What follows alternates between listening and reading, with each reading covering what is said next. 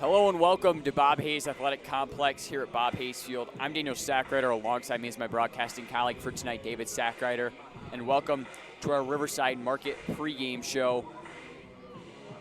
Visiting Durand Railroaders on the road to face the hometown team, Montrose Rams. Very deep-seated game between these two teams. Played 28 times between each other.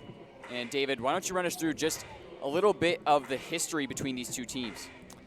Yeah, you mentioned they've played 28 times, but this hasn't exactly been an even-keeled rivalry here. Durand has actually lost the majority of the meetings with Montrose. Montrose leads the series 21-7. The last Durand win was in 2009. As far as more recently, Montrose won last year 39-24 and have boasted control over most of the meetings between these two teams. That being said, this one should be an interesting one.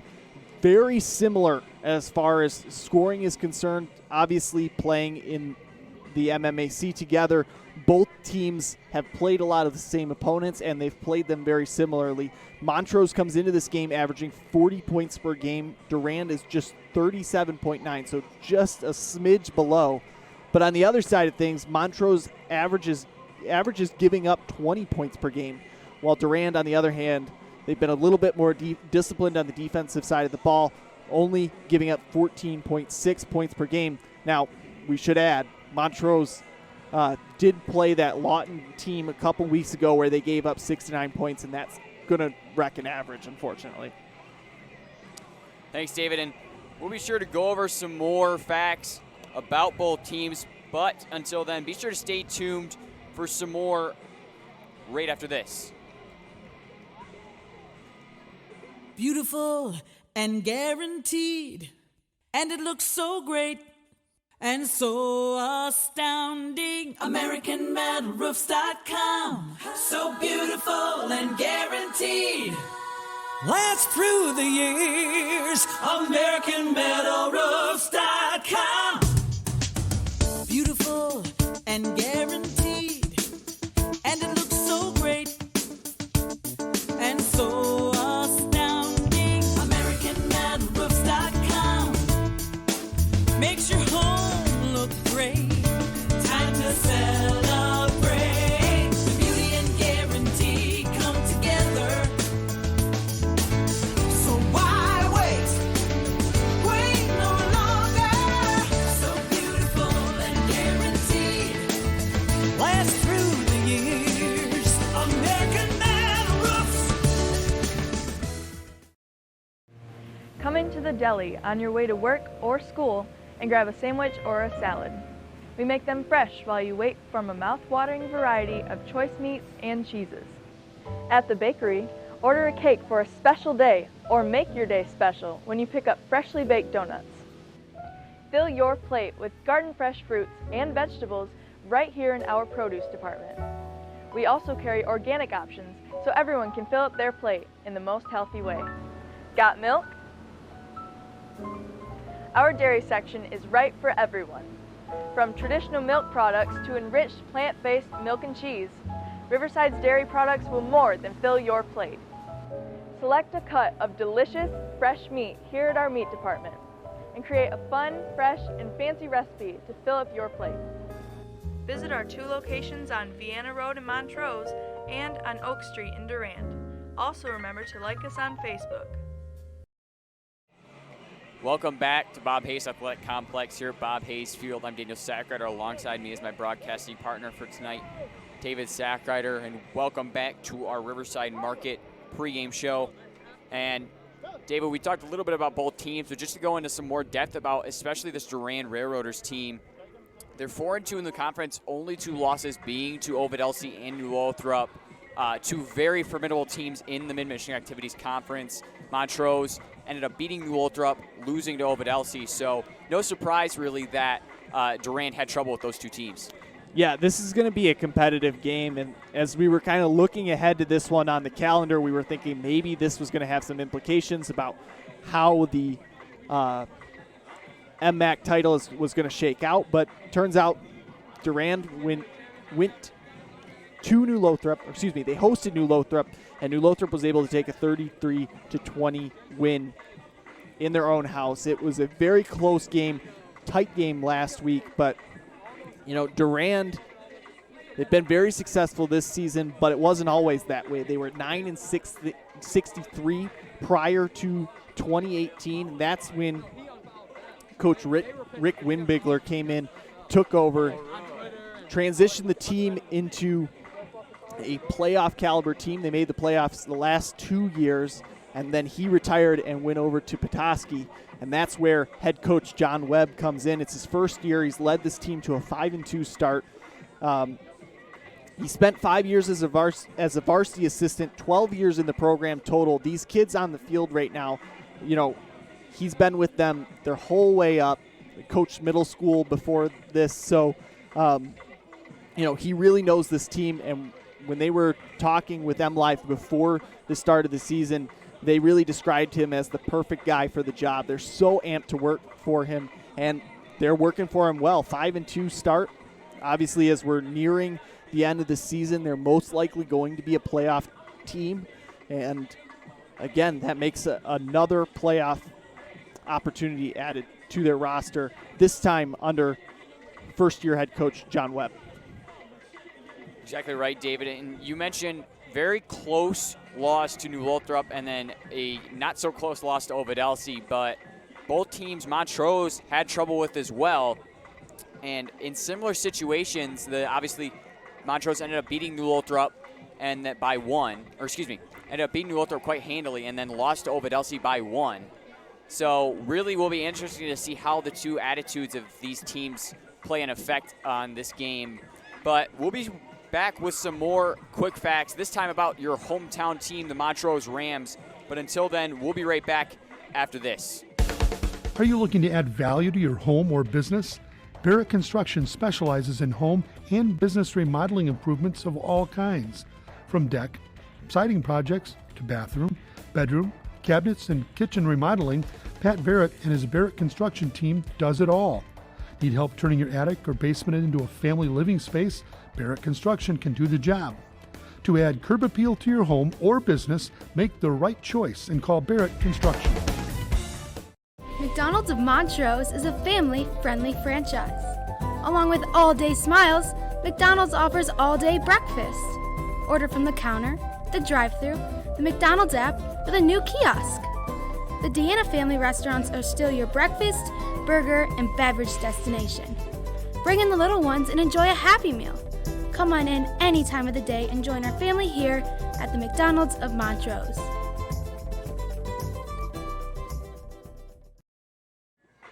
Welcome back to Bob Hayes Field and welcome back to the Riverside Market pregame show. I'm Daniel Sackrider. Alongside me is my broadcasting colleague for tonight, David Sackrider. And David, we talked a little bit about the visiting team, the Durand Railroaders, but we also have to talk about the hometown team, the Montrose Rams. I mean, doing very good in the conference, 4-1, coming off of a forfeit win coming off of a win against Lakeville, So we were a little afraid at the Lakeville game how the injuries were going to play and factor into that score, but Rams came out, played very well, and showed that even without a few of their key players, they can still dominate. Yeah, it was a very good morale-boosting win for Montrose over Lakeville. They ended up getting that one 41-6, but you flash back 2 weeks prior, it is very tough to come back from a 69-40 loss. And look, if your offense can put up 40 points on any team, you're going to be happy. But when your defense gives up 69, that's tough. And it's especially tough to kind of curb that in the locker room and get everybody back on the same page. So it was a good comeback win against Lakeville, and come back more as a bounce-back win than a come-from-behind win, as they get the 41-6 win, but also they had the opportunity to rest a lot of guys. Most of the starters didn't play past the first quarter, and get a lot of experience for guys down roster, especially JV players who don't get to play as often. And that's especially huge because as you look at this Montrose roster, they are very senior heavy. So they getting experience when you can get the experience for guys down rosters, hugely important for the program as a whole going into the next few seasons. Exactly right, David. And I mentioned a little bit earlier the fact that Montrose had a couple of injuries after that game against Lawton, that most of them sat against Lakeville, but it's good to see now that a majority, if not all, of Montrose injured players are back now and back on the field, and it's good to see that none of those injuries actually ended up being fatal or career-ending.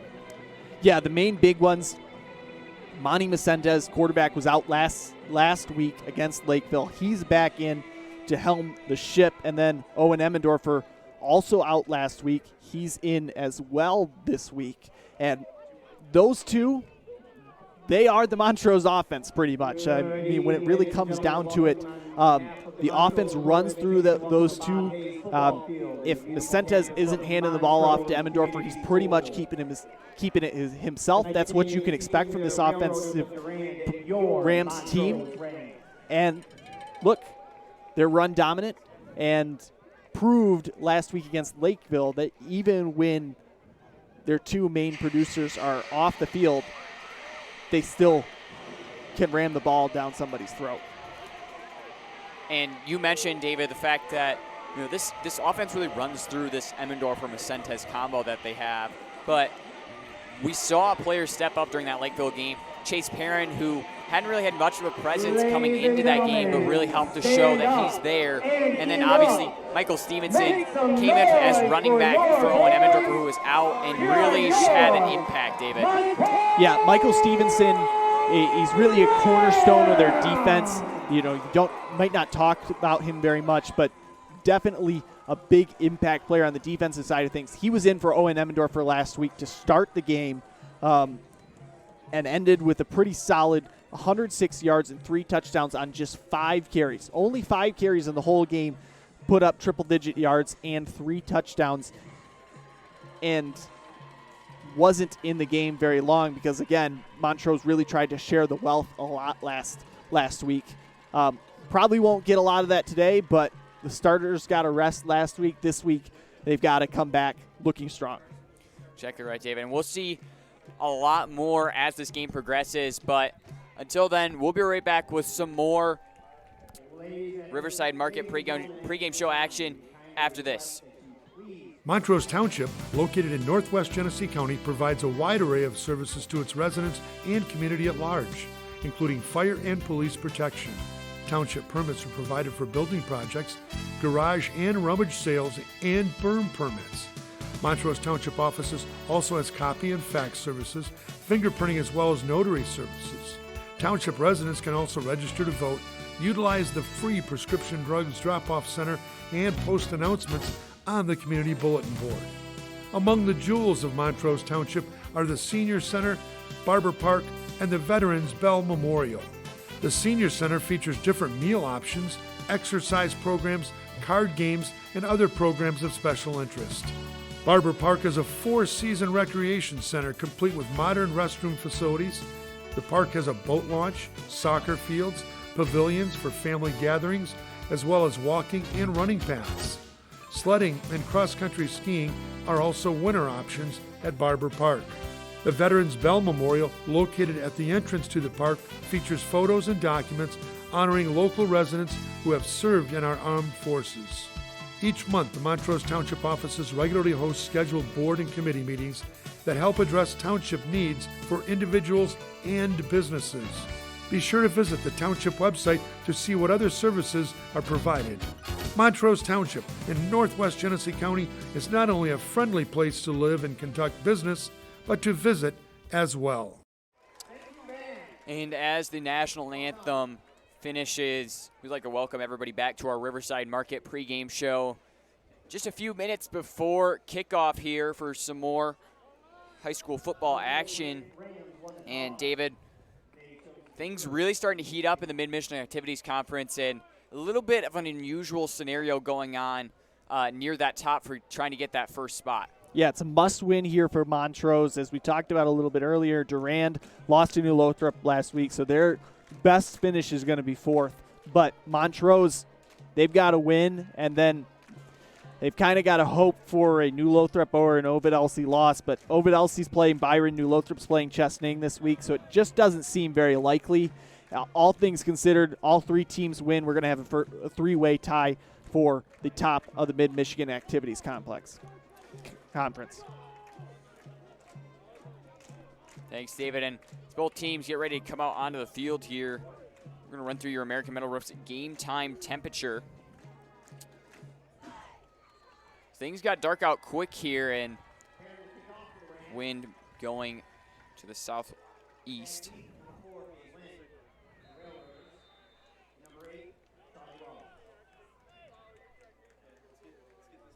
Cool 61 degrees outside. Chilliest game that this Montrose team has had to play in so far, and it's supposed to start sprinkling out there as the game progresses, so we'll have to see really how that impacts the players. Squib kick to Chase Perrin, going to be roll out to the 25-yard line, will be picked up and ran just about 6 yards further.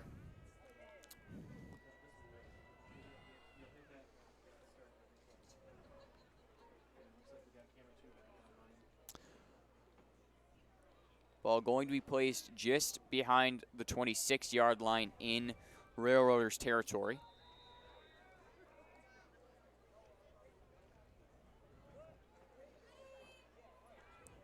So we'll get our first look here of this Durand Railroaders offense led by quarterback Austin Kelly. Kelly got the wing T formation behind him. He's going to hand it off to a man attempted through the middle, and Montrose going to be quick to swallow that one up. Only going to be a gain of 2. Make it 2nd down and 8 now for the Railroaders.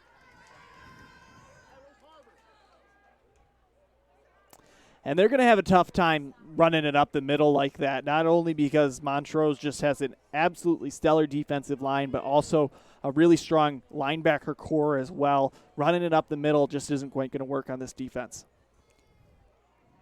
Going to be pitched to the outside. It's number 4, Gabe Lind on the carry. He's going to get a gain of 1, but not going to be much more successful.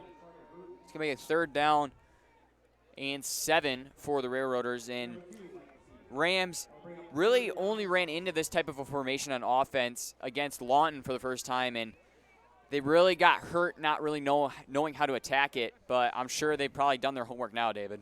Yeah, we've talked about it enough in the pregame show. They got absolutely slammed by Lawton running this exact same formation, which I'm sure is something that Durand saw on tape and is trying to exploit here today. 2 men in the backfield this time, going to be handed off once again to Lynn. He'll take it wide outside. No defender even near him as he'll get past the 20 into the 10, and that's going to be a Riverside Market touchdown for the Railroaders. It's almost as if we were just talking about it.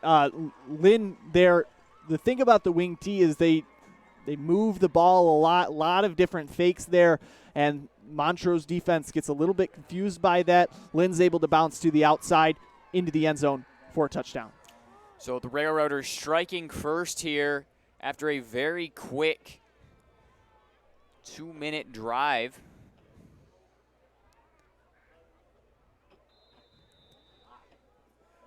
Number 11, Alex Bruni, set to kick the extra point. Kick's going to be blocked.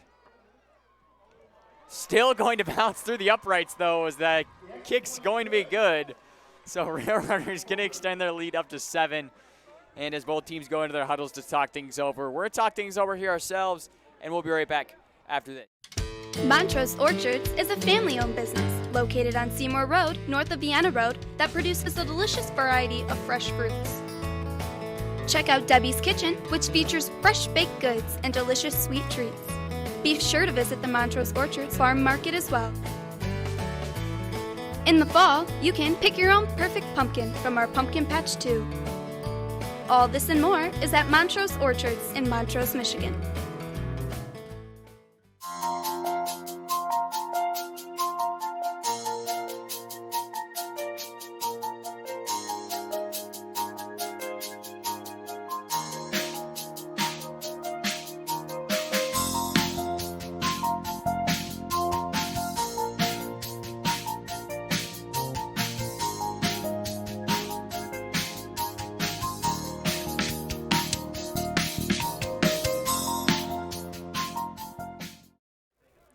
Welcome back to Bob Hayes Athletic Complex here at Bob Hayes Field. I'm Daniel Sackrider. Alongside me is my broadcasting colleague for tonight, David Sackrider. And David, Durand scoring first after the very quick drive. It's a 74-yard drive into the end zone. Most of that coming on third down, of course. Ball going to take a weird bounce on the Rams. Will be picked up at about the 10-yard line. Going to be taken out wide.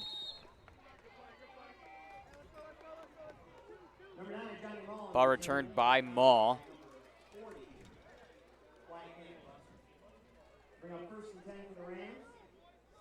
Ball going to be placed at the 23-yard line.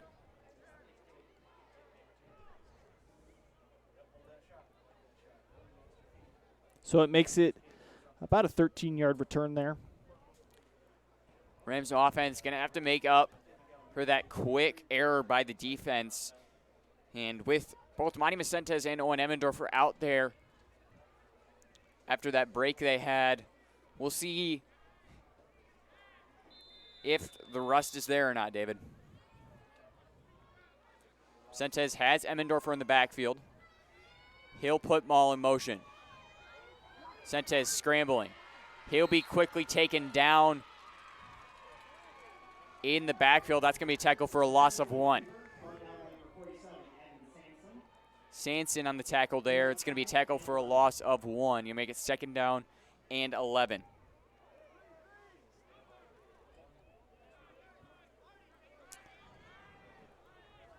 Looks like they were looking for maybe Ty Emmendorfer going across the middle of the field, but just wasn't there. Owen Emmendorfer taking the ball wide outside. He's got defenders blocking him and room to run. He'll end up being tripped out of bounds, but not before he picks up a next home Realtors 1st and 10 for the Rams.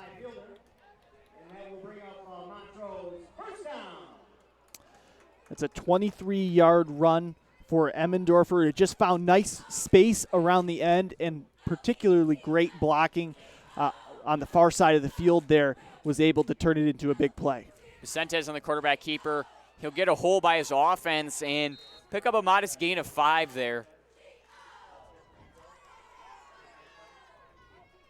We'll see here, David. Mecentes having enough awareness to get through that initial wave of defenders, but quickly swallowed up by that second wave of Railroaders. But look, couple yards here or there. In this case, 5, perfect. Ball going to be handed off to Emmendorfer. He'll be tripped up. Looks like he may get a gain of 1 there. He's going to make it 3rd down and 3. And it is sprinkling a little bit outside, so we'll see how the Rams, who are very run-heavy on their offense, do with this weather change. Yeah, we saw them open up with an attempted pass, but Montrose likes to run the ball, and that might be okay for them if the rain really does come down. Ball once again handed off to Owen Emmendorfer. He'll get another gain of 1, and that's going to make it 4th down and 2. Have to imagine the Rams are going to go for it here. Yeah, you're in 4-down territory here. You could try to bring out the punt team, but realistically, facing 4th and maybe 1.5, you got to go for it, especially when you've got a talented back like Owen Emmendorfer in the backfield. Mecentes has Emmendorfer in the backfield. He'll have Maul run behind him. Looks like it was a quarterback keeper by Mecentes, and that's going to be enough for the next home Realtors 1st and 10 and give the Rams another shot here.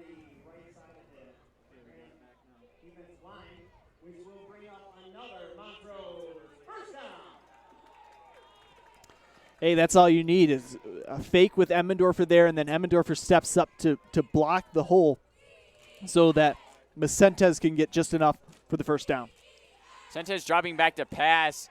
He's going to quickly get pressured. Still looking downfield, not seeing anyone. He'll throw a quick one downfield.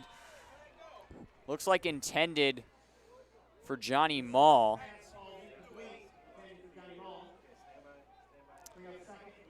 And that's the second time the pocket's just completely collapsed there on Vicentes. I don't think it's really a designed roll play to the outside, but both times looking downfield for a receiver. In this case, it was Ball, and both times just wasn't quite able to make things happen. The offensive line's got to step up a little bit here in order to provide their quarterback some time to make that pass downfield.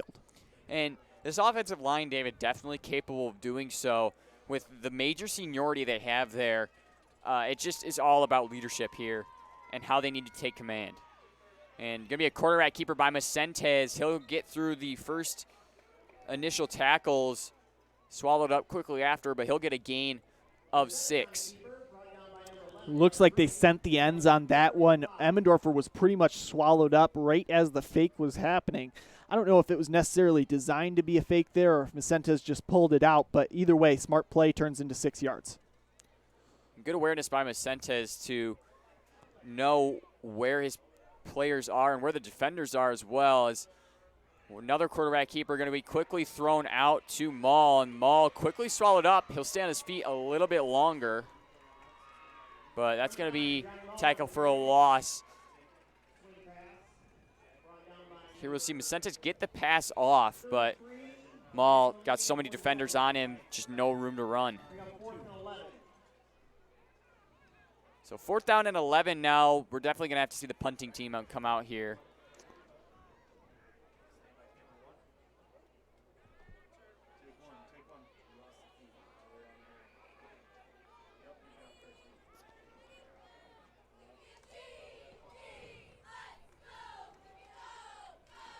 So Rams getting ready to punt here on the 4th and 11. They're actually going to attempt a little bit of a weirder style here. Punt going to be successful. Bounce at the 16-yard line, where looks like it may have rolled out of bounds. It's a little hard to see. It looks like it may have stopped right on the line. So Durand Railroaders going to take over possession.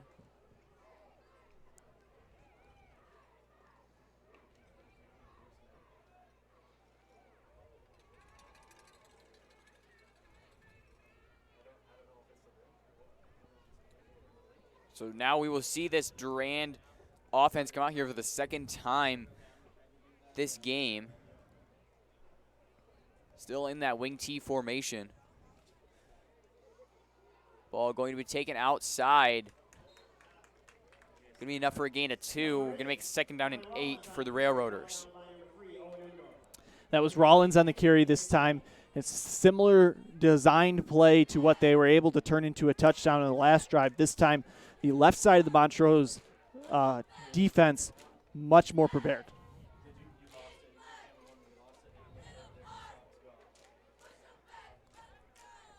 Rams defense doing a good job stopping those initial plays by the Railroaders, but we'll have to see if we'll get a little bit of deja vu here as the drive continues. Number 4, Gabe Wynn on the carry. He'll get a good gain. Make it 3rd down and 2 for the Railroaders.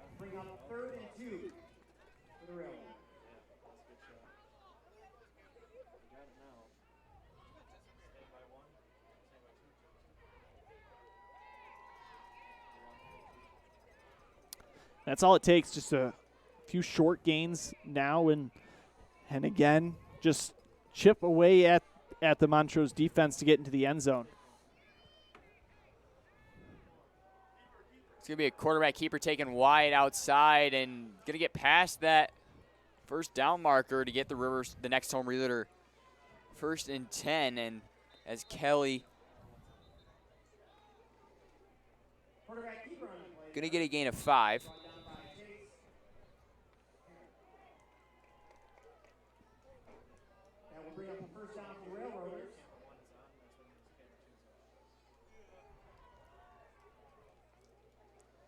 Here's what I like about that play is Kelly fakes the handoff, then he hides the ball right behind his thigh, very similar to what you might see from a Patrick Mahomes as he comes around the end. That allows the Montrose defense to kind of lose track of the ball. This time, Chase Perrin, the cornerback on the far side, did a good job staying home, but could be a big play down the line. Just masterful move there by Kelly.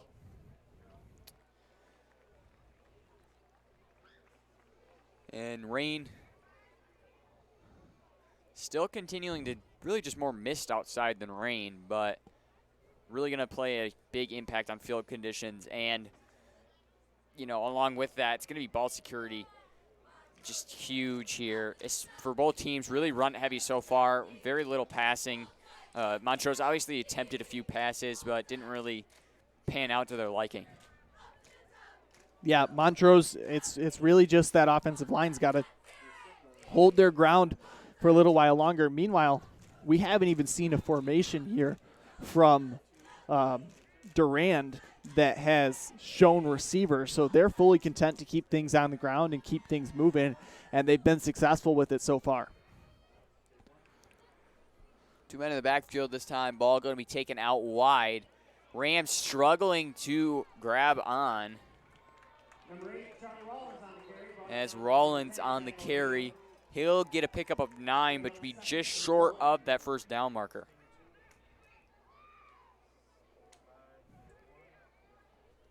Rams been struggling a little bit throughout the season with wrapping up the ball carrier, and, you know, with the wet field conditions and especially the other players, going to be really tough to try and wrap up even more. Yeah, it's all the more important, especially as the rain continues to come down, to wrap up and really make good tackles. Ball going to be taken through the middle. Looks like there may have been a loose ball. Was recovered by the Railroaders, though. It's going to make it 3rd down and 1.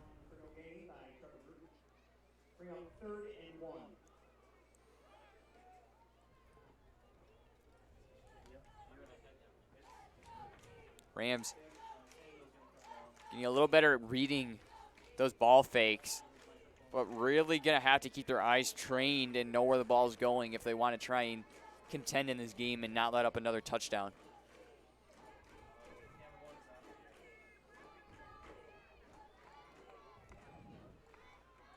Looks like just a quarterback keeper taken right up the middle. It's going to be enough for the next home Realtors 1st and 10.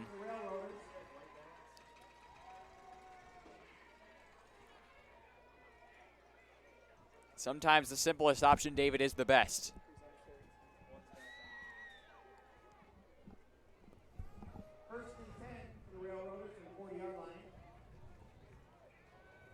Yeah, sometimes that's exactly it. It's all it takes is just a little bit of a push. They were facing a 3rd down situation there, and they just needed the 1st down to reset. And now maybe expect them to try a big swing play around the end to try to make a big play after a small one. And not as big of a play, David, as I think the Railroaders would have wanted, but did swing it outside. It was Lynn on the carry, and that's going to be a gain of 2. Michael Stevenson in on the tackle.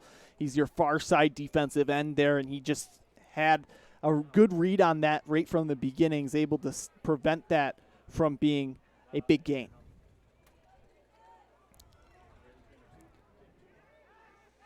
Two men in the backfield now. Kelly going to drop back to pass. Still looking.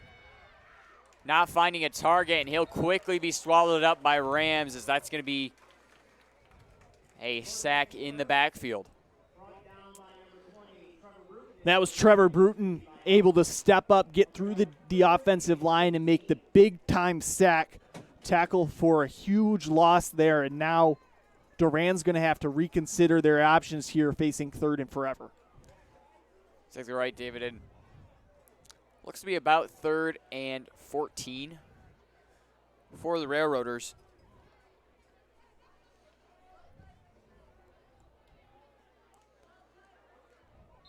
Going to be looking for something big here.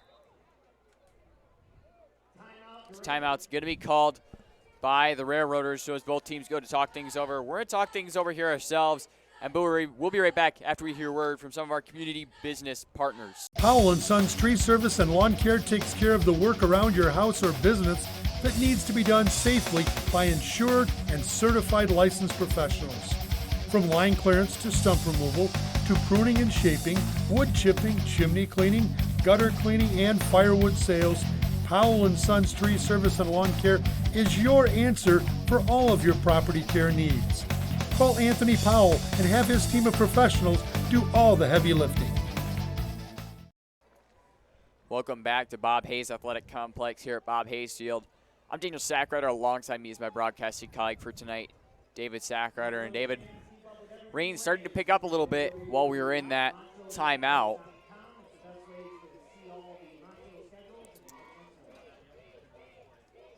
Facing 3rd and 13 here, you might expect another passing situation, but with the sack on the last play, it'd be interesting to see what they go to. Dropping back to pass once again, going to be sent in deep. Chase Perrin, or excuse me. And we're going to send it now down to our field reporter, Samuel, for an interview. Bring up 4th and 15.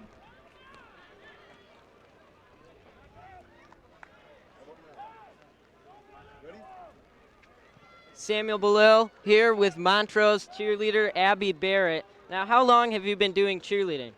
I started cheerleading when I was in 2nd grade, but I've been on varsity for 4 years now. And what's your favorite part about it? My favorite part right now. My favorite part right now is being the team captain, but I love just, being with the team, being part of this experience. It's an amazing team to be on. That's awesome. So, do you have any special responsibilities as the team captain? I have to lead stretches every day, and then I'm responsible for all of our team builders and any fun activities that we do. Thank you for your time, Abby, and good luck for cheering on the Rams the rest of this game. 35-yard line. Thank you.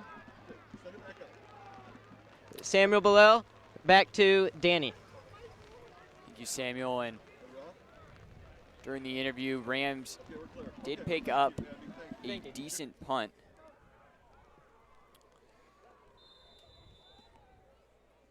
Looks like about on the 34-yard line in their own territory. 1:11 left on the clock. Expect them to try to strike here. Ball going to be handed off to Maul.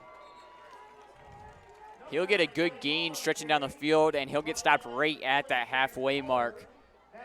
And that's going to get a Next Home Realtors chain mover. The 15-yard run by Maul. Now 1 minute and ticking left. They don't need to strike here before the quarter because they are going to have the ball back to start the next quarter, assuming that they don't make it to the end zone. But a touchdown sure will feel good. Vicente now on the quarterback keeper. Try to get something going. He'll be quickly swallowed up at the original line of scrimmage. Make it 2nd down and 10.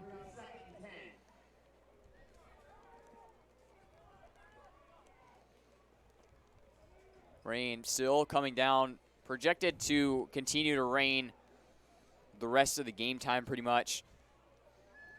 That just makes ball security all the more important. Vicente driving back to pass. He'll find Owen Emmendorfer quickly downfield. He's got blockers. He'll take it down that 10-yard line before quickly being pushed out of bounds at the 4-yard line. That is a big-time block by number 7, Aiden Bernard, who was downfield, looking for a pass and then was quickly able to turn around and make a nice block. What should have been ended at about the 20 went all the way to the 4, and now the Rams are knocking on the door of a touchdown.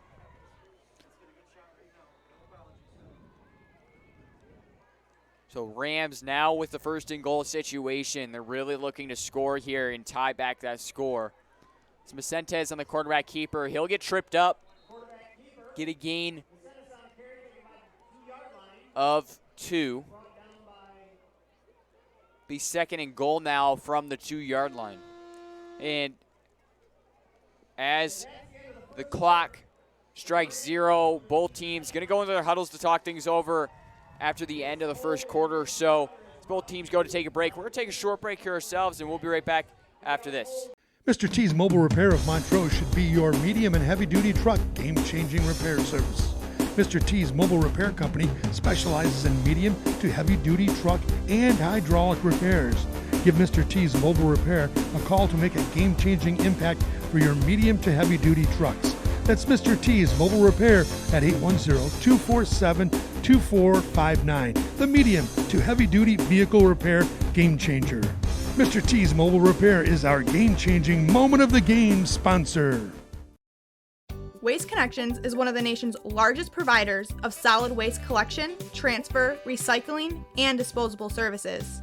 Waste Connections is an outstanding service business that is locally managed by professionals living and working in the communities they serve. From providing essential waste and recycling services to assisting local governments and sponsoring community organizations, putting the community first is the top priority.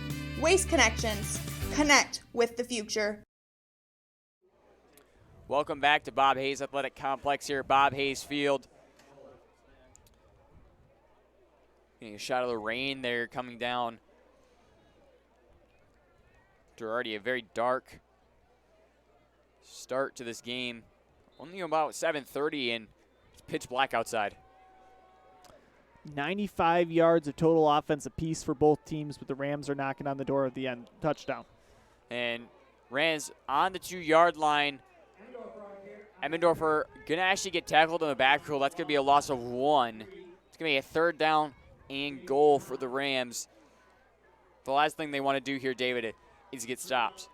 Yeah, but with 3rd down and goal from the 3, you got a lot of options. You don't necessarily have to go to the air, although I would expect to see Monty Macentes try it here.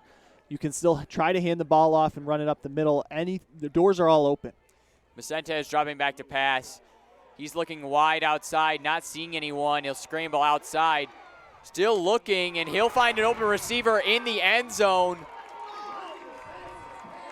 Looking to see who the number is. That's Maul on the reception.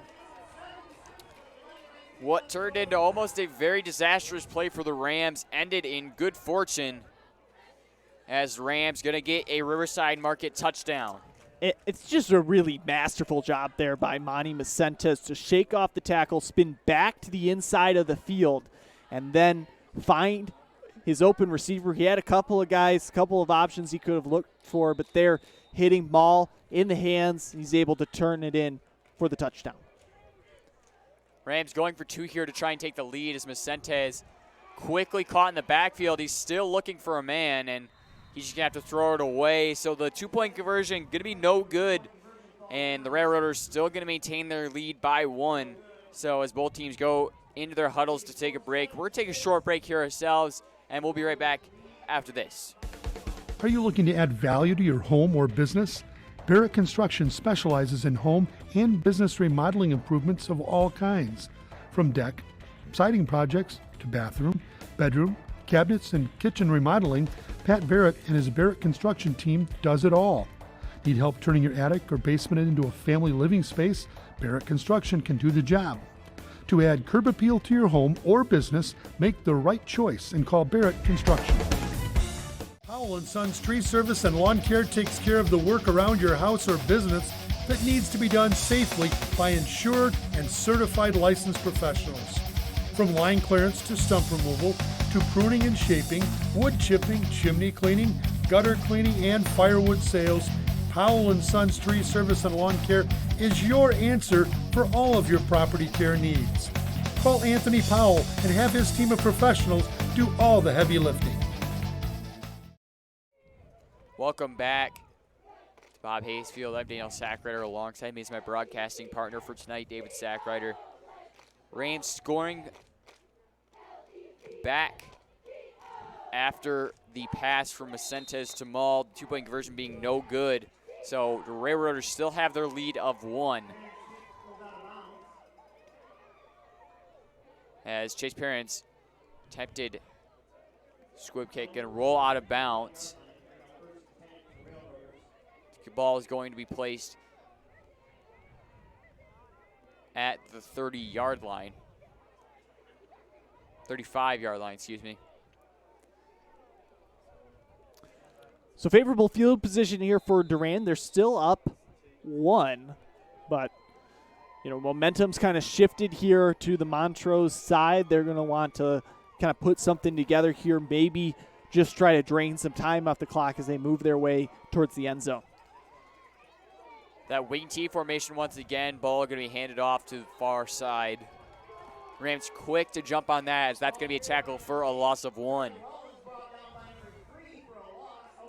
So we get 2nd down and 11 now for the Railroaders after the tackle in the backfield by Emmendorfer.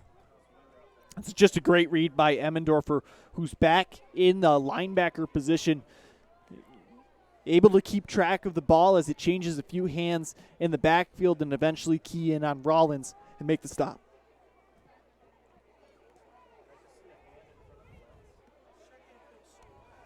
So still in the wing T formation, dropping back to pass, going to be sent deep, almost intercepted by Chase Perrin.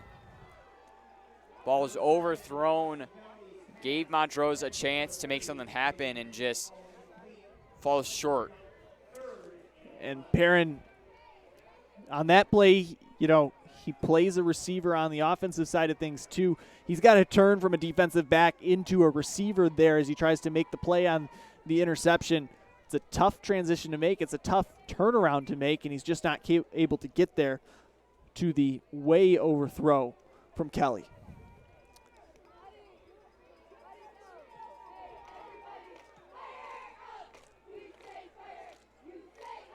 Dropping back to pass once again.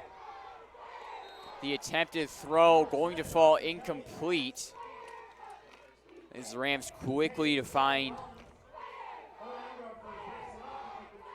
good awareness by Emmendorfer to know where the open receiver was. And that's definitely going to bring up the punt team. This time, Kelly right on the target. He's got an open receiver, and he hits him, but Emmendorfer did a good job being right in the vicinity, making the hit as the ball was coming into his hands to force the incompletion. Whistle is going to be blown.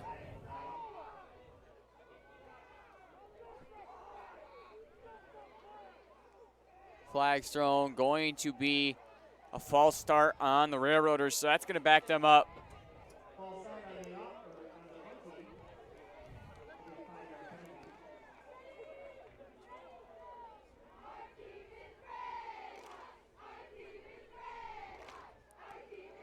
Looking to see what is going on down the field.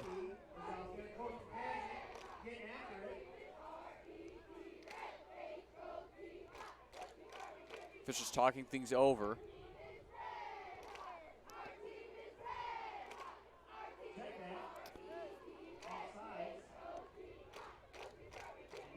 It's called offsides on the defense, but signal towards the punt team for some reason. Probably just a miss sign by the official, but gonna move the Railroaders punt team up 5 yards to that 4th and 6th, but still gonna have to punt. This ball is gonna be caught at the 30-yard line by Emmendorfer. Or excuse me, Aiden Bernard. He'll get the ball up to the 45-yard line.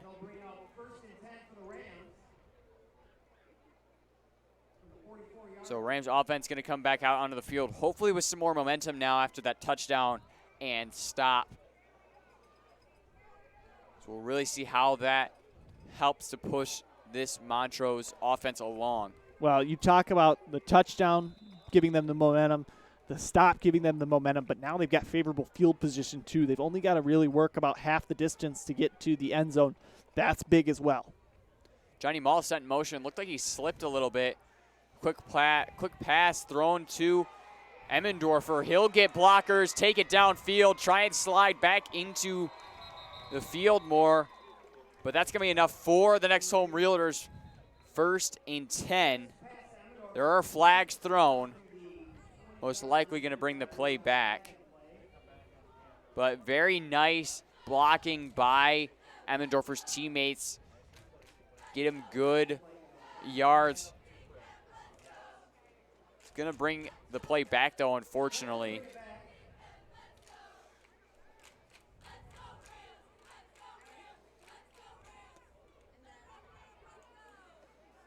So it's spot fouls. The Rams going to be brought back to the 36-yard line, excuse me. It's going to be a first down and 16 for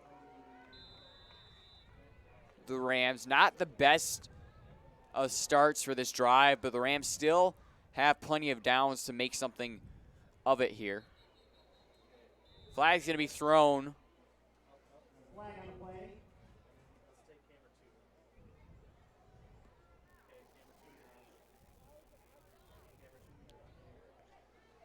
It's going to be false start against the Rams.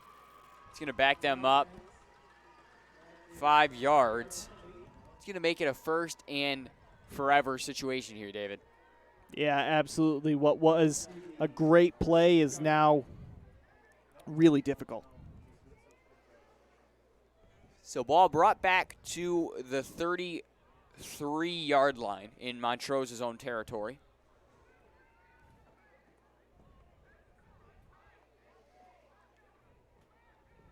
Vicentez dropping back to pass.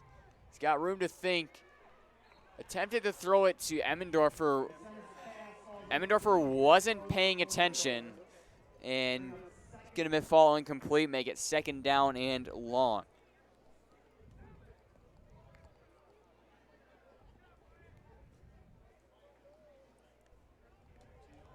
Vicentez really been scrambling a lot, especially on every attempted pass play so far. Just hasn't really had time to find a receiver downfield, and we know, David, when Vicentez finds that receiver downfield, he usually connects. Yeah, absolutely. It just hasn't quite worked out, especially because he's been rushed. And Vicentez going to find Owen Emmendorfer. And that's going to get the Rams 8. Nice gain, going to get them past the original line of scrimmage. It's going to make it third down and 8 now. And like we just said, if Vicentez gets time in the backfield to look downfield, he can make something happen. And now it's a much more manageable third down situation. Vicentez once again dropping back to pass. He'll find Aiden Bernard downfield, but thrown a little too high. Going to make it fourth down and 8, and I'd have to imagine here, David, the punt team's going to come out. Yeah, and that was just a situation where he was kind of hit as he was throwing the ball. He had the man open. He made the right decision there. It just didn't quite work out because the defense was so strong in getting to him. Zach O'Neal, the backup quarterback, punting for the Rams.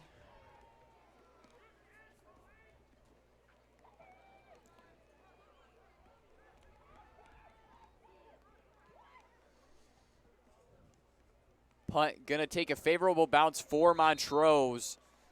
Fall out of bounds at the 20-yard line. Rain really starting to come down now, David.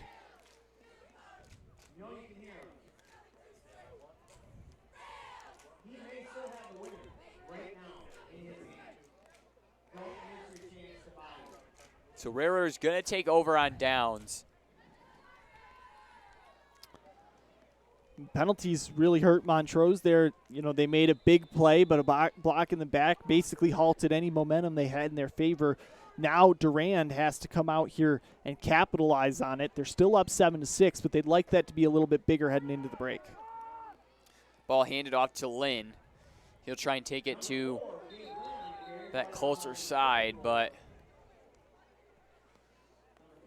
going to get a pickup of 4. Going to make it 2nd and 6 now for the Railroaders. It was a good punt by Zach O'Neal. The 33-yard punt sets up a difficult drive here for Durand. But even still, 4-yard gain. You can average that on every play of this drive, you'll be able to make it into the end zone before the end of the half in no time. Still in the wing T formation, going to be pitched to the outside, taken to that far edge, and Rams quick to pick up on it, as that's going to be a gain of 2. It's going to make it 3rd down and 4 for the Railroaders. You know, they may have struggled on that opening drive on being able to read it, but the ends have done an excellent job of adjusting so far into this game now. They've really done a good job of stopping those plays from bouncing to the outside and turning into huge gains. Exactly right, and Rams really just, they have to get used to those ball fakes. I mean, that's the whole gimmick of that wing T formation. If the Rams can pick up on it, they'll really start seeing some of that good progress that they need and get some more momentum. Ball going to be taken to the inside. Looks like it is a gain of 4, and that's going to be enough to get the next home Realtors 1st and 10. The carry by Lynn.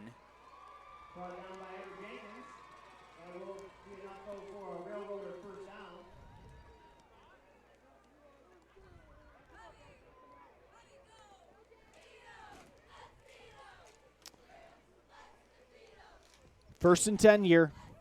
Again, a couple 4-yard gains. That's all you really need. Keep moving down the field. Time's on their side at this point.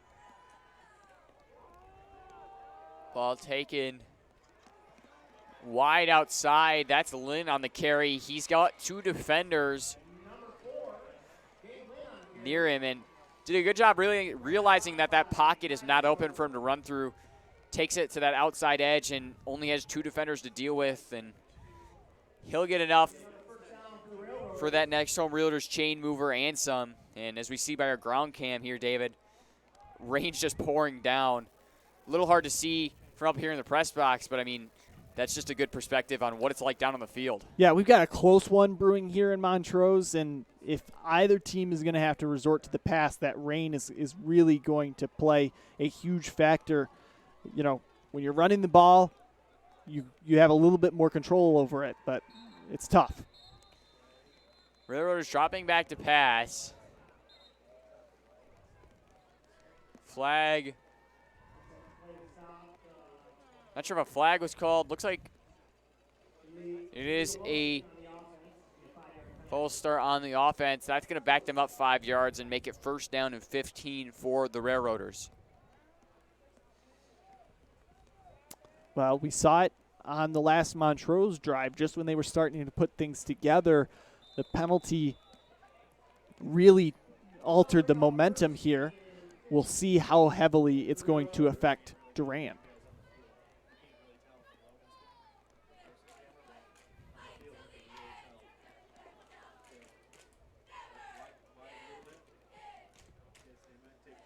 Driving back to pass.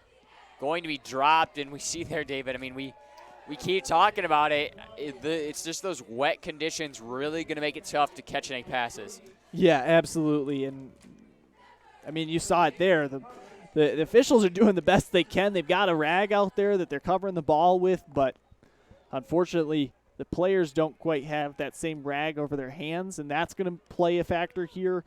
You know, every little thing, especially as the conditions get slipperier and slipperier, you know, field conditions might be something to watch out for. Ball security is going to be the most important thing for whichever team comes out on top. Single man in the backfield with Kelly. Snap going to be a little weird, and that's going to be an easy sack in the backfield for the Rams to make. And that's going to be a huge tackle for a loss for the Railroaders. Yep, bad snap. And that's another thing when we're talking about these wet conditions that's going to make a big impact. This time it wasn't quite what the Railroaders were hoping for. And it's 3rd and long. I mean, looks like 29, David. And, you know, that's hard to come back from, especially with the hard ability to pass that we're facing here.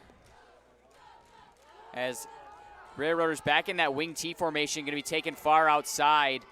Looks like Lynn, the ball carrier, sliding a little bit. Flags are thrown down by the line of scrimmage, so possible holding call here.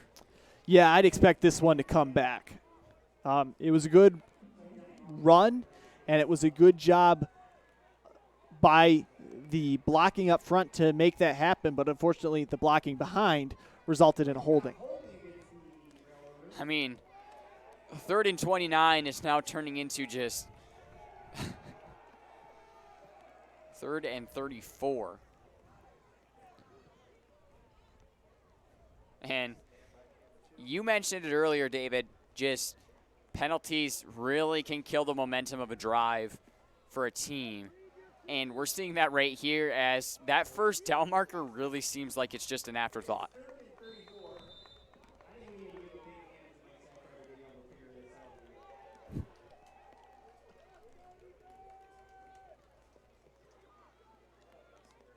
Railroaders not in the best of position. They'll see what they can do with the situation they've been placed in. This wing T formation is what they're in.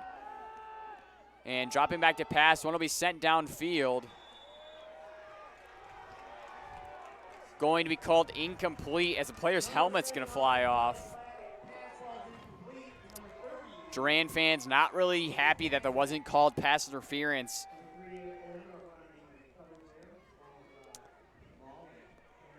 Yeah, I think it was a good no call there. But unfortunately, when you're facing what was 3rd and forever, what has become 4th and forever, that's the type of play you've got to try, because unfortunately running the ball, which is something that this Durand team would like to focus on, generally speaking, is not going to get you the type of big gain you're looking for.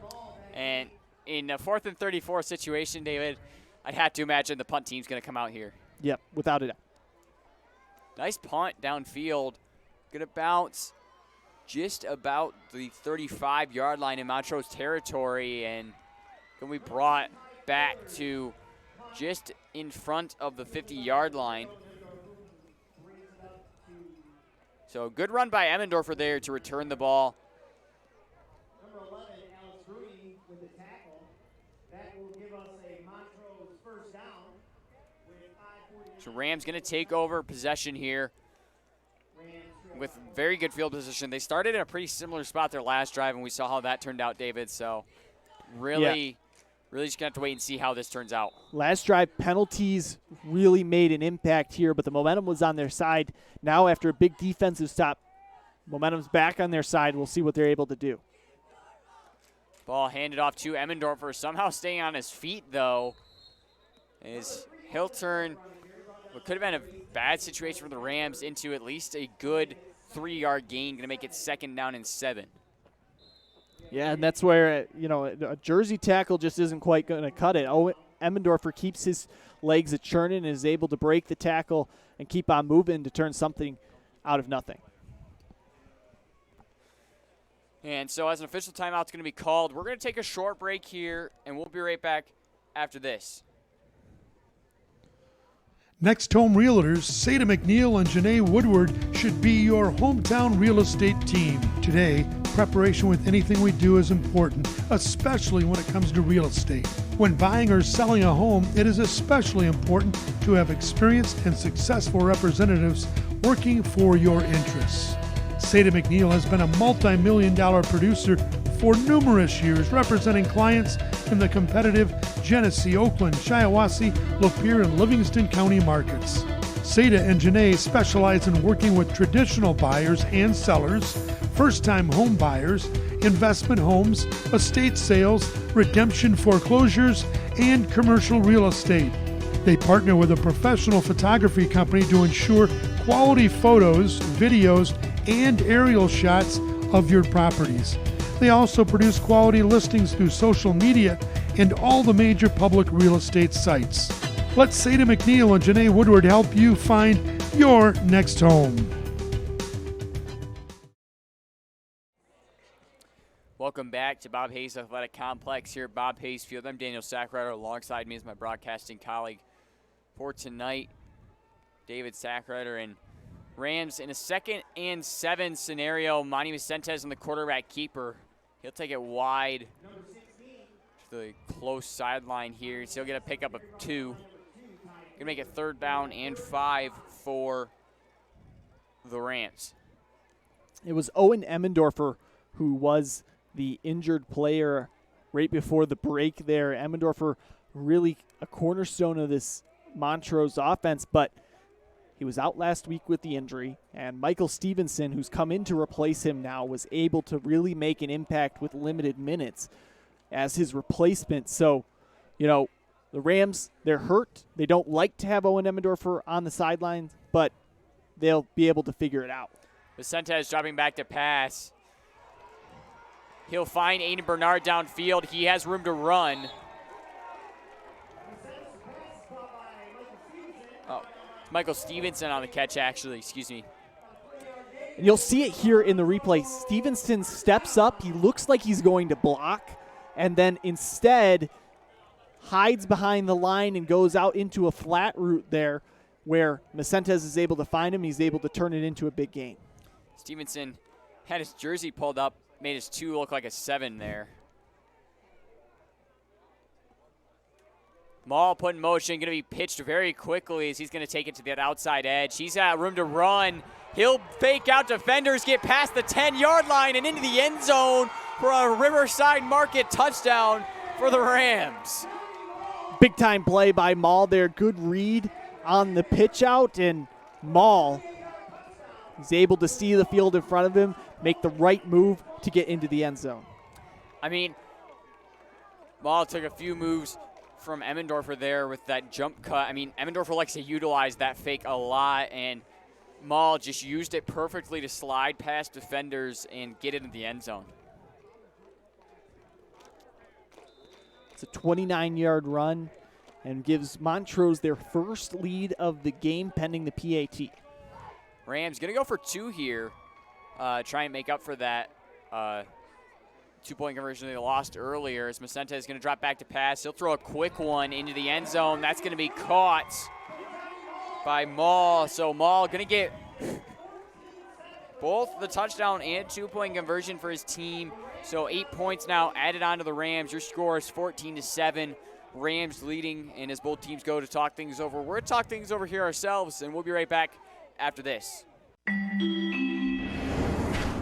Hi, I'm Mike Tirico from NBC Sports and a proud Michigan resident, and you're watching high school sports on MDM-TV.com. And they're doing a great job, aren't they?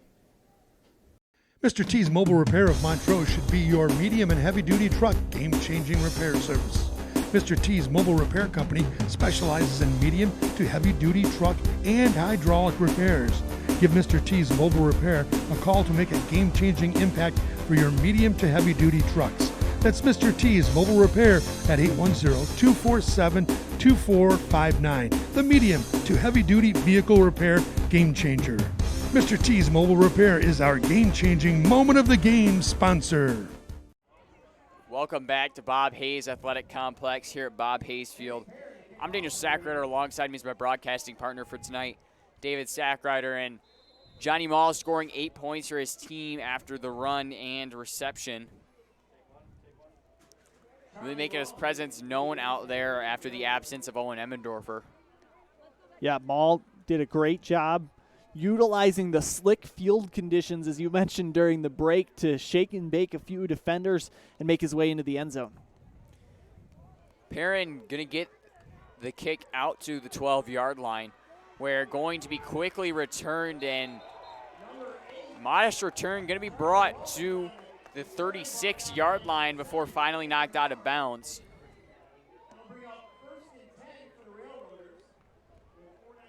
It's a great return. That's really all you can ask for. Anything beyond where you would expect it to be as a touchback in there.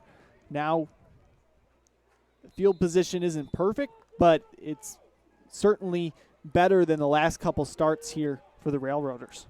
And Railroaders now coming off of a not-so-successful drive on offense, and then obviously the Rams getting that touchdown. Their defense probably isn't super happy with themselves either. This drive really going to have to be a momentum changer for the Railroaders if they want to try and stop the Rams and what they have going right now. Carry there, going to be brought up for, it's going to make it 2nd down and 6 now for the Railroaders. Hawkins on the carry, gets a 4-yard pickup. Look, it's not really the first few plays of the drive that Durand has struggled with so far. It's once they get deep into the drive, they've been making mental mistakes. They've got to rein those in if they want to come back.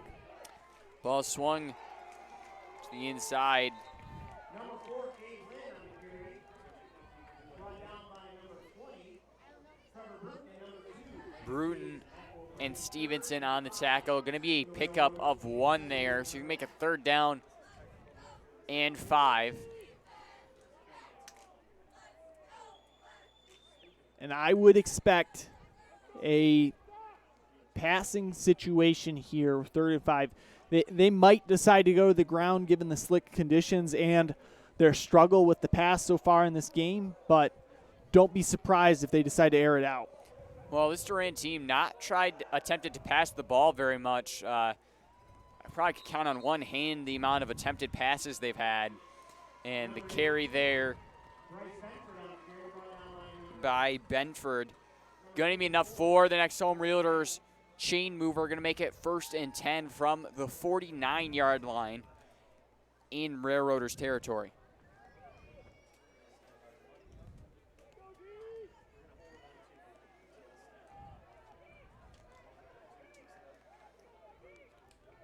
Two men in the backfield now. Ball going to be handed off taken to the right side. That was a big-time read and a good step up by linebacker Everett Jenkins there, who's able to fight his way into the backfield. It's not quite a tackle for a loss, but they'll take it.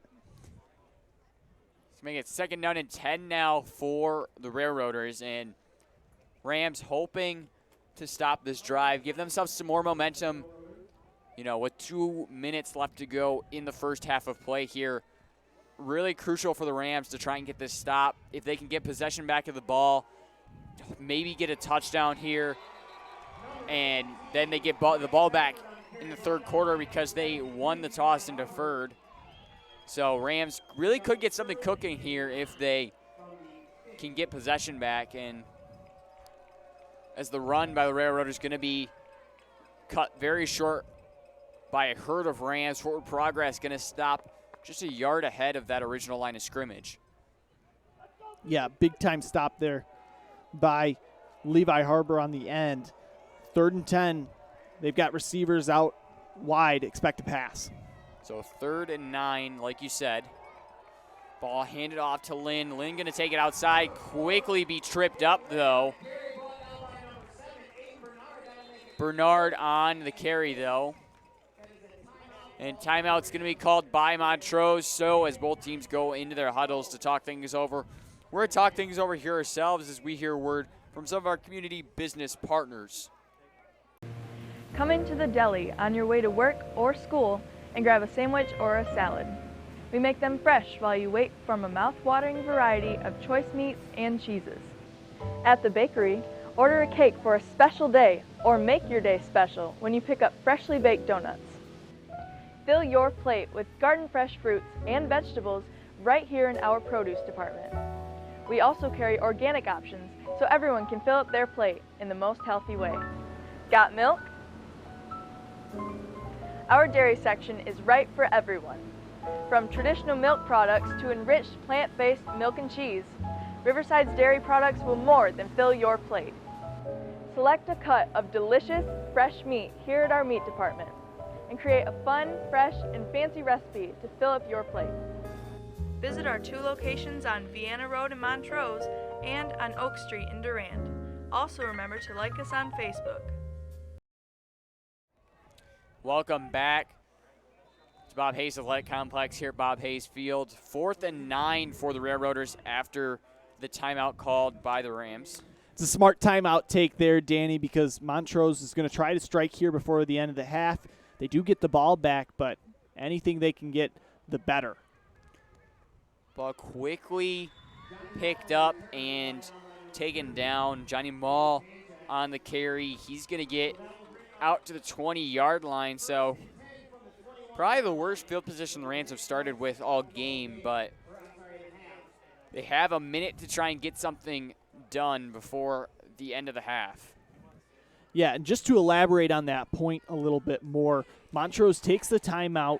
It stops the clock. Then the punt, look, as you can tell, the punt only takes a couple seconds off the clock. Now they've got a whole minute to make their way downfield. Expect them to aim for big plays, and with the empty backfield here, Vicente is probably going to pass.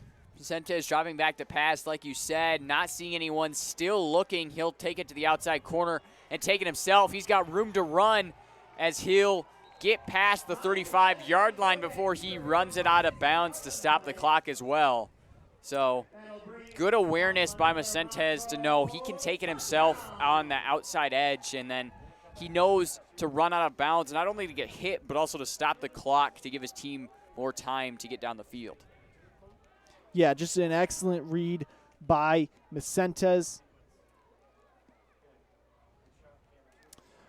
He doesn't have anything downfield. He sees the right side, the far side of the field is wide open, uses that to his advantage, makes the big play.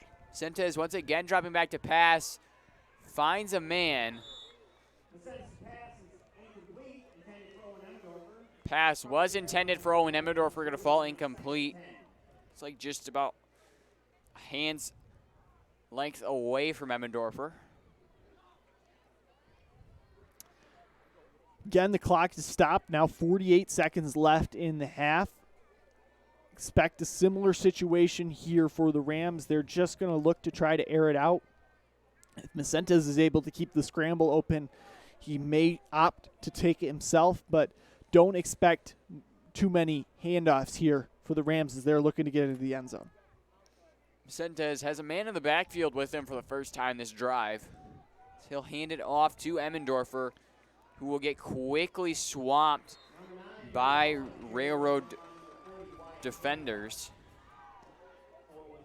Owen Emmendorfer not super happy about that. So see him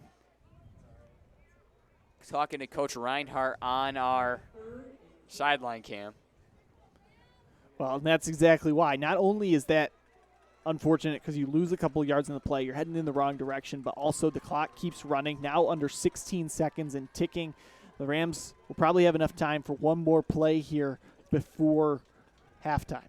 Most likely just going to see an all Hail Mary by Vicentes here. Drop back to pass, looking downfield, sees a chance to take it. Going to slide, and time going to run out, so Rams couldn't get anything to go through on that drive, but they still have the lead 14-7.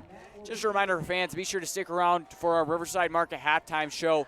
But until then, we'll be right back after this. Hello and welcome to Conley Oil Company. Conley Oil Company has been a family-owned and family-friendly business in mid-Michigan since 1936. Conley Oil Company has 6 locations to serve you. 1 in Birch Run, 2 in Clio, 1 in Frankenmuth, a location in Otisville, and 1 in Montrose. At each location, there is a wide array of products.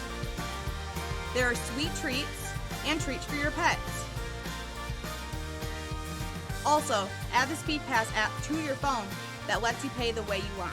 Be sure to check out the Exxon Mobil Rewards card at any Conley Oil Company location. As always, there's also free air for your tires. With all of these great products, services, and quality mobile gasoline, you win each time you stop at Conley Oil Company.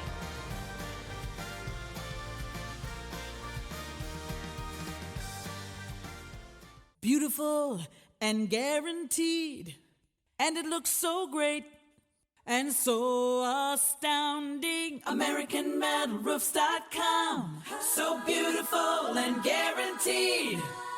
Last through the years, AmericanMetalRoofs.com.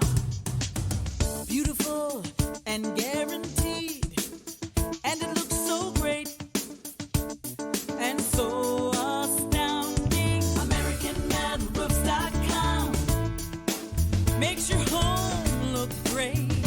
Time to celebrate. The beauty and guarantee come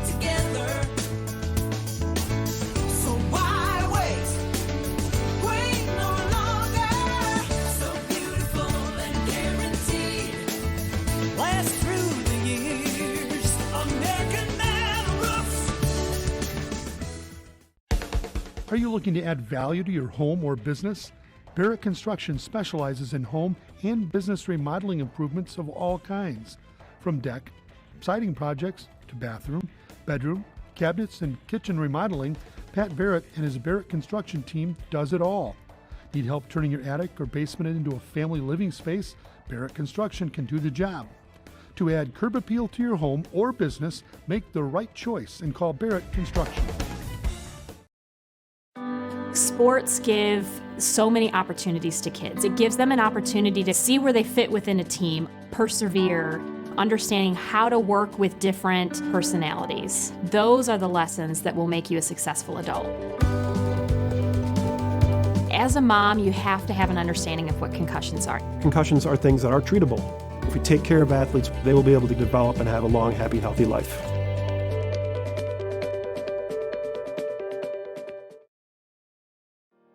Choose the Montrose Historical Telephone and Pioneer Museum for your next museum visit. The telephone exhibits include actual operating displays of authentic equipment. Go back to the days when you rang Central and Central rang you. Enjoy the hands-on experience of listening in on a party line or using wired telephone lines. See a large collection of antique wall telephones and early-style candle. Welcome back to Bob Hayes Athletic Complex here at Bob Hayes Field. I'm Daniel Sackrider. Alongside me is my broadcasting colleague for tonight, David Sackrider. And welcome to our Riverside Market halftime show. And David, Rams leading 14-7. Started out a little shaky with the Railroaders scoring first, but why don't you run us through just real quick our scoring summary? Yeah, absolutely. Durand struck first. They opened the game on their opening drive with a 71-yard run for Gabe Lynn, number 4, into the end zone with just 10:19 left in the first quarter. Montrose took a long time before they were able to march down into the end zone themselves. They eventually struck near the start of the second quarter, 11:19 left in the half. Monty Vicentes completed a 3-yard pass to Johnny Mall for the touchdown. The 2-point conversion attempted pass, Monty Vicentes swallowed up way in the backfield. He wasn't able to complete that one. So then, flash forward a little bit further, penalties abundant on both sides. Eventually, Johnny Mall is able to break away on a run into the end zone for 29 yards in the touchdown, and then 2-point conversion pass from Monty Vicentes to Johnny Mall is good with 4:24 left in the half. That would be the last score before the half, making it 14-7. Montrose, they've kind of gotten it done in a multitude of ways. They're led on the ground by Monty Vicentes, who's got 9 attempts for 45 yards. He's averaging 5 yards a carry. And then right behind him is Johnny Mall with 2 attempts for 44 yards, and Owen Emmendorfer with 6 attempts for 25 yards. Vicentes also doing pretty good through the air. 5 completions on 9 attempts for 76 yards and a touchdown. No interceptions in the game to this point. On the other side of things, for Durand, they're led on the ground by number 4, Gabe Lynn, who scored the touchdown in the first quarter. 10 attempts, 106 yards, 10.6 yards per carry, plus a touchdown. He's followed up by by Charlie Rollins, who has 6 attempts for 24 yards, averaging 4 yards per carry. And then it's a little bit everywhere else. Austin Kelly, he's really struggled. He's attempted 5 passes but hasn't completed one yet. Look for him to try to step it up on the passing department going forward, but it has been all Montrose all the way to this point. You're exactly right, David. And just to kind of recap before we send it off to another break, I mean, Rams started out slow, like I mentioned earlier, really kind of got their team together and just came out, got those 2 touchdowns back-to-back, and took the lead. Well, it'll be interesting to really see how they come out of this halftime and attack the Railroaders now knowing what they know. But we've mentioned it multiple times before, those wet field conditions really going to make a big impact on both teams. Rain's lightened up a little bit, but still not going to stop until probably the end of the game. So we'll really have to see how both teams decide to combat that. And it really just come down to the attitudes. Both teams got to come out with good attitudes, wanting to try and get momentum either back on their side or stick with it in Montrose's case. But we'll just have to wait and see. So we'd like to thank you all for tuning in to our Riverside Market halftime show, and we'll have some more high school football action right after this. Montrose Township, located in northwest Genesee County, provides a wide array of services to its residents and community at large, including fire and police protection. Township permits are provided for building projects, garage and rummage sales, and burn permits. Montrose Township offices also has copy and fax services, fingerprinting, as well as notary services. Township residents can also register to vote, utilize the free prescription drugs drop-off center, and post announcements on the community bulletin board. Among the jewels of Montrose Township are the Senior Center, Barber Park, and the Veterans Bell Memorial. The Senior Center features different meal options, exercise programs, card games, and other programs of special interest. Barber Park is a 4-season recreation center complete with modern restroom facilities. The park has a boat launch, soccer fields, pavilions for family gatherings, as well as walking and running paths. Sledding and cross-country skiing are also winter options at Barber Park. The Veterans Bell Memorial, located at the entrance to the park, features photos and documents honoring local residents who have served in our armed forces. Each month, the Montrose Township offices regularly host scheduled board and committee meetings that help address township needs for individuals and businesses. Be sure to visit the Township website to see what other services are provided. Montrose Township in northwest Genesee County is not only a friendly place to live and conduct business, but to visit as well.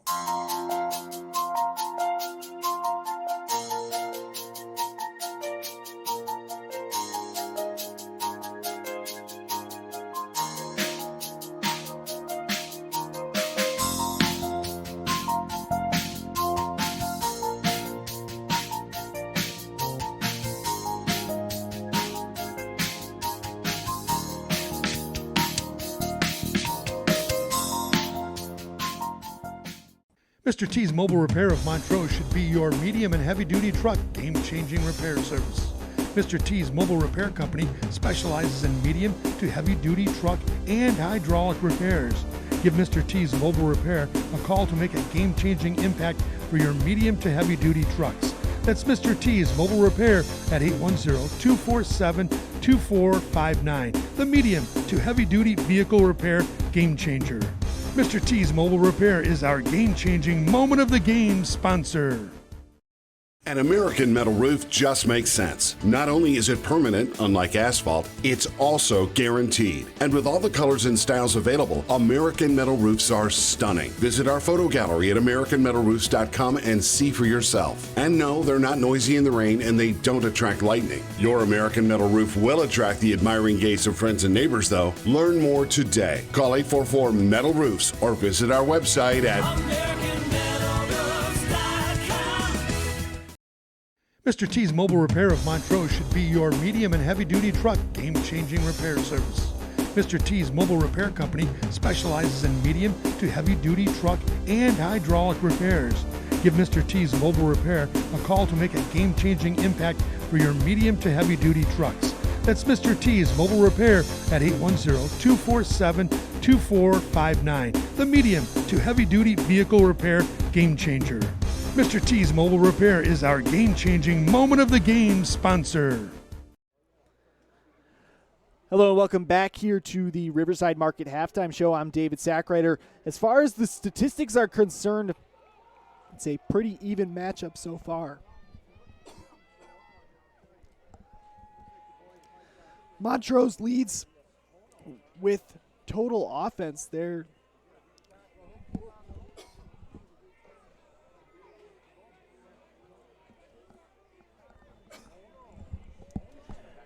They're leading 190 to 121.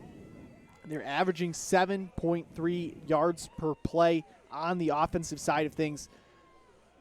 They've done most of it on the ground, 114 yards rushing, just 76 yards passing. So pretty balanced attack so far. But the Durand offense has gotten everything exclusively on the ground.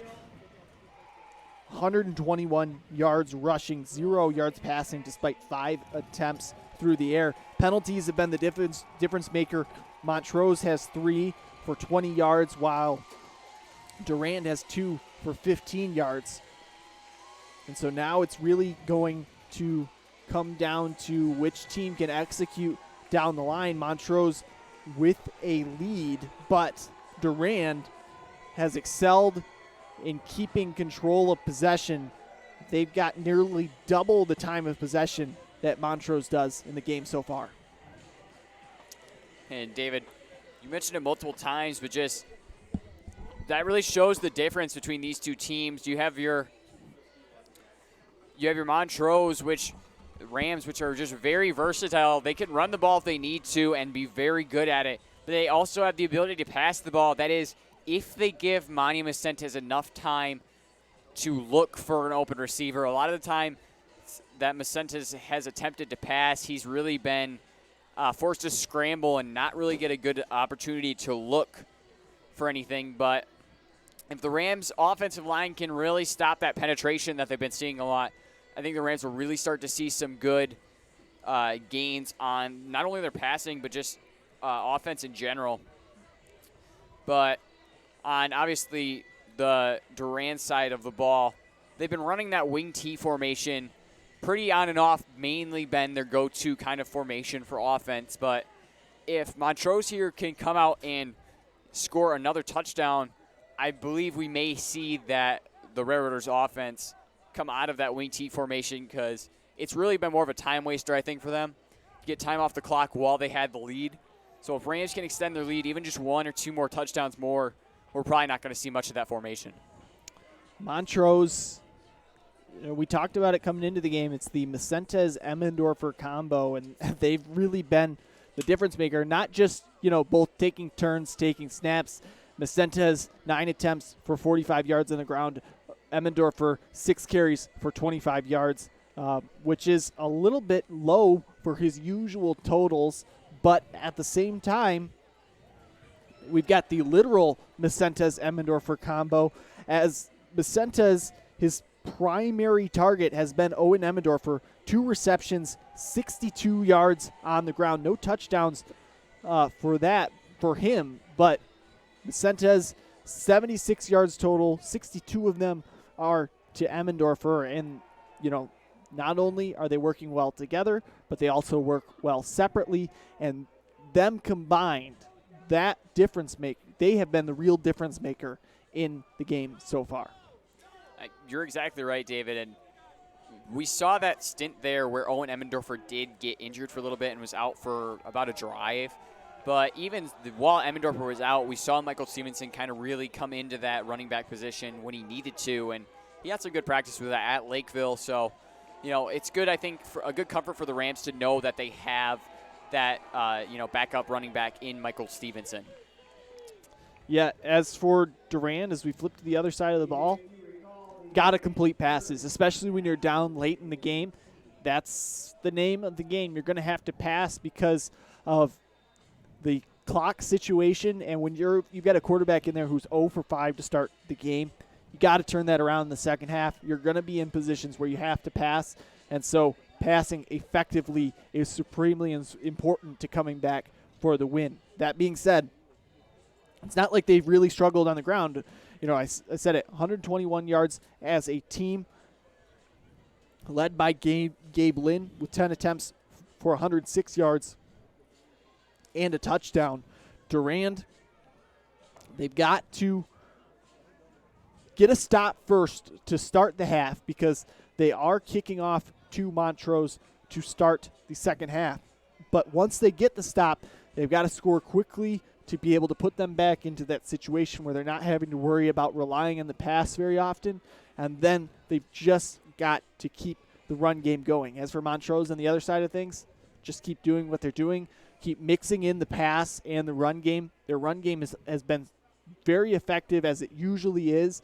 But if they're able to catch Durand off guard with a pass here or there, that's going to be really effective down the line. Well said, David. And like you mentioned, Rams getting possession of the ball first here after they won the toss and deferred to the second half. So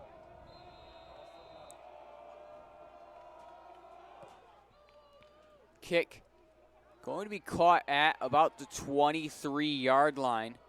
Going to be taken wide, plenty of help. And that's going to be number 8, Ty Emmendorfer, on a very nice return. He's going to get his team past that 50-yard line. And he got plenty of blocking, as we're seeing here, from his teammates. Felt comfortable running down the field and was able to get just a few more yards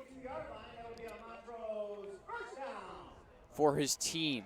So Rams, David, really starting an excellent field position here to try and score. Yeah, absolutely. It's just a great big-time return to get it across the field into opponent's territory. And now Montrose, they're knocking on the door. Durand's got to get a stop. Sente has got 2 men in the backfield with him. He'll hand it off to Emmendorfer. Emmendorfer going to get a hole by his offense, truck over a defender, and he'll get a pickup of 11, and that's enough for the Next Home Realtors 1st and 10. And that is what we in the biz like to refer to as the weight room. Just excellent strength there, keeping his legs turning by Emmendorfer to plow through the defender and get the extra pickup. So Vicentes has Emmendorfer in the backfield with him.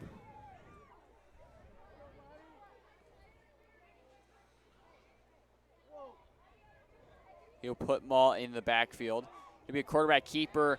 He's not going to get very far. He'll get taken down in the backfield. That's going to be tackled for a loss of 2. And looks like just a few Railroaders were able to get quickly through that offensive line and wrap up Vicentes before he could even get going.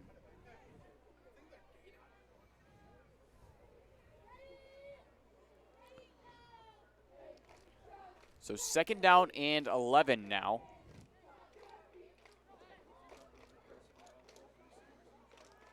Ball going to be handed off to Emmendorfer. He'll try and force his way through. He'll get a pickup of 3. Going to make a 3rd down and 8. But Rams really going to need a big play here to try and get themselves at least close to that 1st down marker. 3rd and 7, probably a passing situation, but the Rams have had success on the ground. And even if you do drop back to pass, Monty Vicentes has just done an excellent job on the scramble of being able to make something out of nothing. So pass is definitely not a problem. Vicentes dropping back to pass. Still somewhat deep downfield. Will be caught and taken into the end zone for a Riverside Market touchdown. And that is number 12, Chase Perrin, on the beautiful reception after the pass by Monty Vicentes. Oh my goodness. Look, it's a great placement of the pass, but you really have to credit Chase Perrin, who lays out for that one and pulls it in to get into the end zone. Look, Monty Vicentes did exactly what he needed to do there, put the ball only where his receiver could get to it. But heck of a play by Perrin to actually pull it in and get into the end zone. Was able to catch it off balance into the end zone. Whistle going to be blown. Coach Reinhardt not sounding super pleased. It's probably going to be a false start against the offense here, just given Coach Reinhardt's reaction. So they'll probably have to back him up and restart it again. It is going to be false start on the Rams. Chase Perrin normally doesn't have any problems kicking the extra point attempt between your posts. So this 5-yard backup shouldn't cause too much of an issue for Chase Perrin. Kick is going to be up. And good. So Chase Perrin scoring 7 points for his team, and Rams going to now be up 14. So as both teams go into their huddles to talk things over, we're going to talk things over here ourselves, and we'll be right back after this. Waste Connections is one of the nation's largest providers of solid waste collection, transfer, recycling, and disposable services. Waste Connections is an outstanding service business that is locally managed by professionals living and working in the communities they serve. From providing essential waste and recycling services to assisting local governments and sponsoring community organizations, putting the community first is the top priority. Waste Connections. Connect with the future.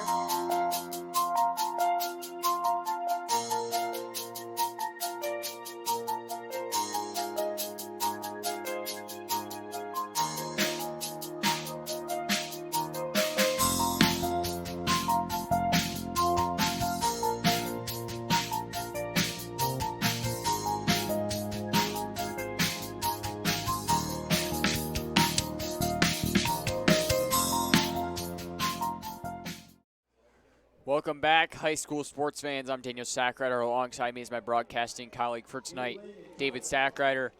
And David, Rams coming off of an extremely successful drive after the beautiful catch by Chase Perrin, going to get his team up 7 more points.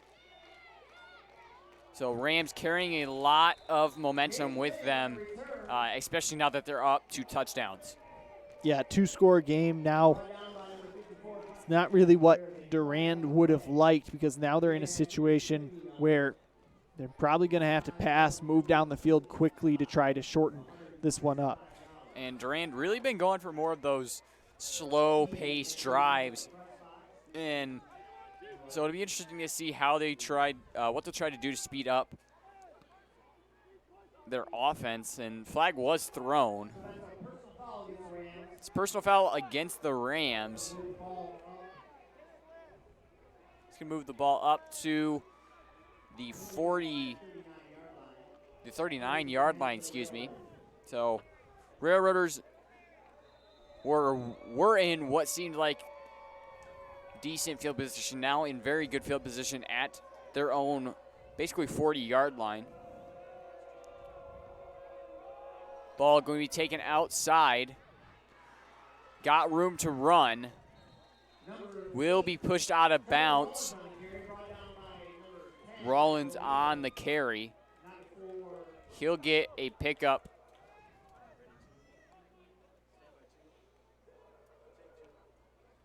of 9, it looks like. Might just be inches short of that first down marker. Looks like they are calling it just enough to get the next home Realtors 1st and 10. So ball going to be placed on the 49-yard line where the Railroaders going to get it for 1st and 10.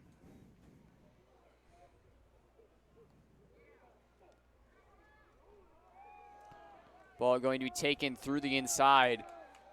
Going to be a pickup of 3. Number 4, Gabe Lynn on carry brought down by number 20, Trevor Bruton. We do have a winner on that 50-50. So 2nd down now and 7. Looks like there is an official timeout called. So as both teams go into their huddles to take a break, we're going to take a short break here ourselves, and we'll be right back after this. Hello and welcome to Conley Oil Company. Conley Oil Company has been a family-owned and family-friendly business in mid-Michigan since 1936. Conley Oil Company has 6 locations to serve you. 1 in Birch Run, 2 in Clio, 1 in Frankenmuth, a location in Otisville, and 1 in Montrose. At each location, there is a wide array of products. There are sweet treats and treats for your pets.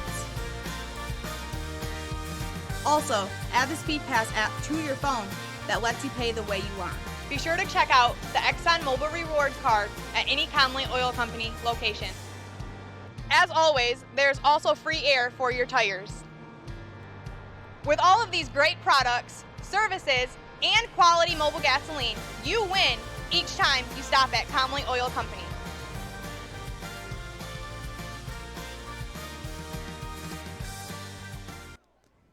Welcome back to Bob Hayes Athletic Complex here at Bob Hayes Field, and I'm Daniel Sackrider. Alongside me is my broadcasting colleague for tonight, David Sackrider, and Rollins getting the ball handed off to him. He tried to take it far outside. going to be quickly taken down in the backfield. Going to make it 3rd down and 11. Looked like it was Everett Jenkins in on the stop that time. Probably a designed blitz there for him out of the linebacker position. Either way, it's a great read. Results in a tackle for a loss. Railroaders dropping back to pass will send one quick downfield. Ball going to be dropped loose. Officials are going to call him down, though, so the pass will be complete. Looks like it is enough for that Riverside Market for that Next Home Realtors 1st and 10. And I don't know about that one. I think the ball came out before he was down. You might even be able to say it was an incomplete pass, but unfortunately, the thing about high school sports is there's no replay out here, so the officials are going to call him down, and they're going to have 1st and 10. Yeah, and, that's the good thing about us up here in the booth. We have that replay that we can look back on. Officials don't get that, so quarterback keeper taking Rams. Going to quickly wrap up there, and that's going to be a sack in the backfield. It's going to make it 2nd down and 12 now after the tackle by Michael Stevenson.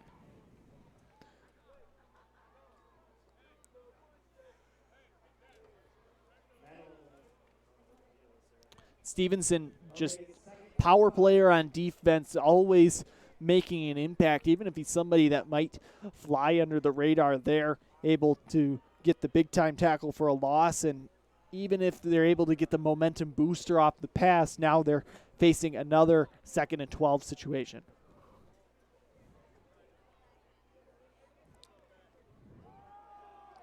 Ball taken through the middle, not going to be as successful. Forward progress going to stop that run just short of the original line of scrimmage. Going to make it 3rd down and 11 for the Railroaders. And David, they were in a similar situation like this before, literally just a few downs earlier.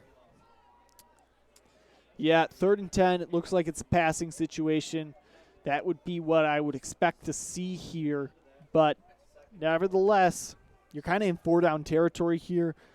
We haven't seen him attempt a field goal, so maybe as long as you're able to get favorable yardage off the run, you might be able to stretch this into 2 plays and still make it. Still in that wing T formation, dropping back to pass. We'll send one deep downfield. Multiple Rams down there. Pass going to fall incomplete. Mosh pit of players there. Really hard to tell who was going to come out with that. And ball going to fall incomplete. Going to make it 4th down and 11. Well, here's the thing. Kelly had to throw that ball staring deep into the eyes of Levi Harbor. Let me tell you a little bit about Levi Harbor because it's a little bit hard to see out on the field. He's an SEC commit to Vanderbilt, weighing in at 280 pounds. He's 6'5", and when you've got that coming at you at full speed, it's hard to make a pass. Now you throw to 2 different receivers who happen to be standing right next to each other into triple coverage, and it's just hard to make that play at all. A couple receivers fought over it. The ball eventually came out. Now you're facing 4th down situation. Railroaders going for it. A quick pass thrown is going to be caught.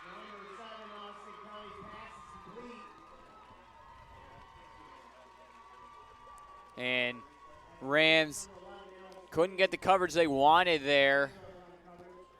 It's all about the slant route, as Ty Emmendorfer does his best, but because the receiver was able to get on his inside half just a little bit faster, and that makes the difference. So Railroaders getting a lucky break there. It's going to make it 1st and 10 after the Next Home Realtors chain mover. Once again, dropping back to pass, we'll throw in just a little bit inside and getting room to run.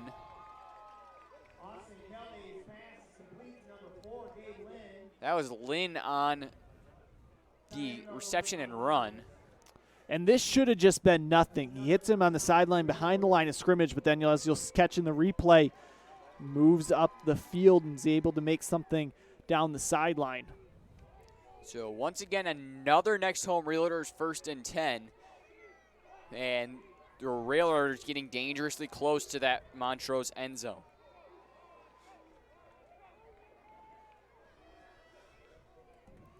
Ball going to be taken inside and just ran right into the end zone. That's going to be a Railroaders touchdown.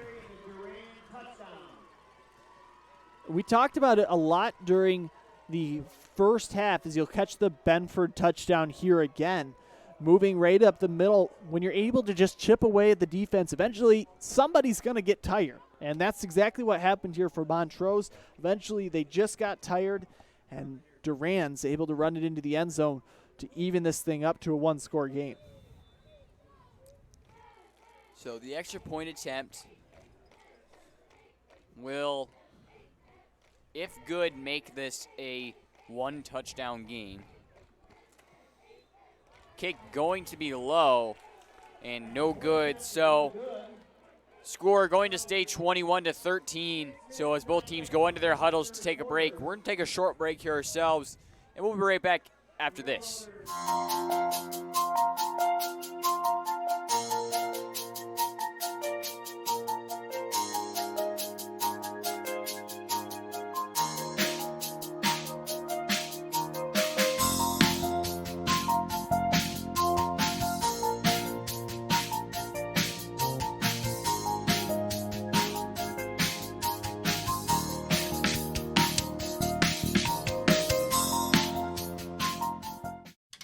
Montrose Orchards is a family-owned business located on Seymour Road, north of Vienna Road, that produces a delicious variety of fresh fruits. Check out Debbie's Kitchen, which features fresh baked goods and delicious sweet treats. Be sure to visit the Montrose Orchards Farm Market as well.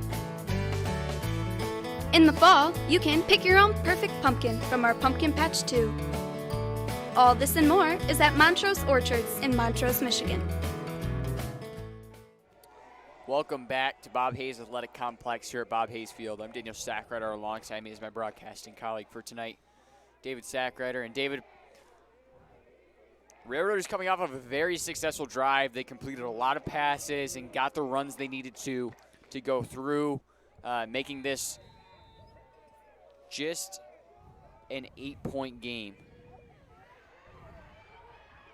The squib kick almost fell into Railroaders' hands. Looks like Montrose did get underneath it, though. So Rams going to get a lucky break there. It was an attempted onside kick, and it looked like nobody could get their hands on it by Montrose. Eventually somebody did, and Still fortunate there.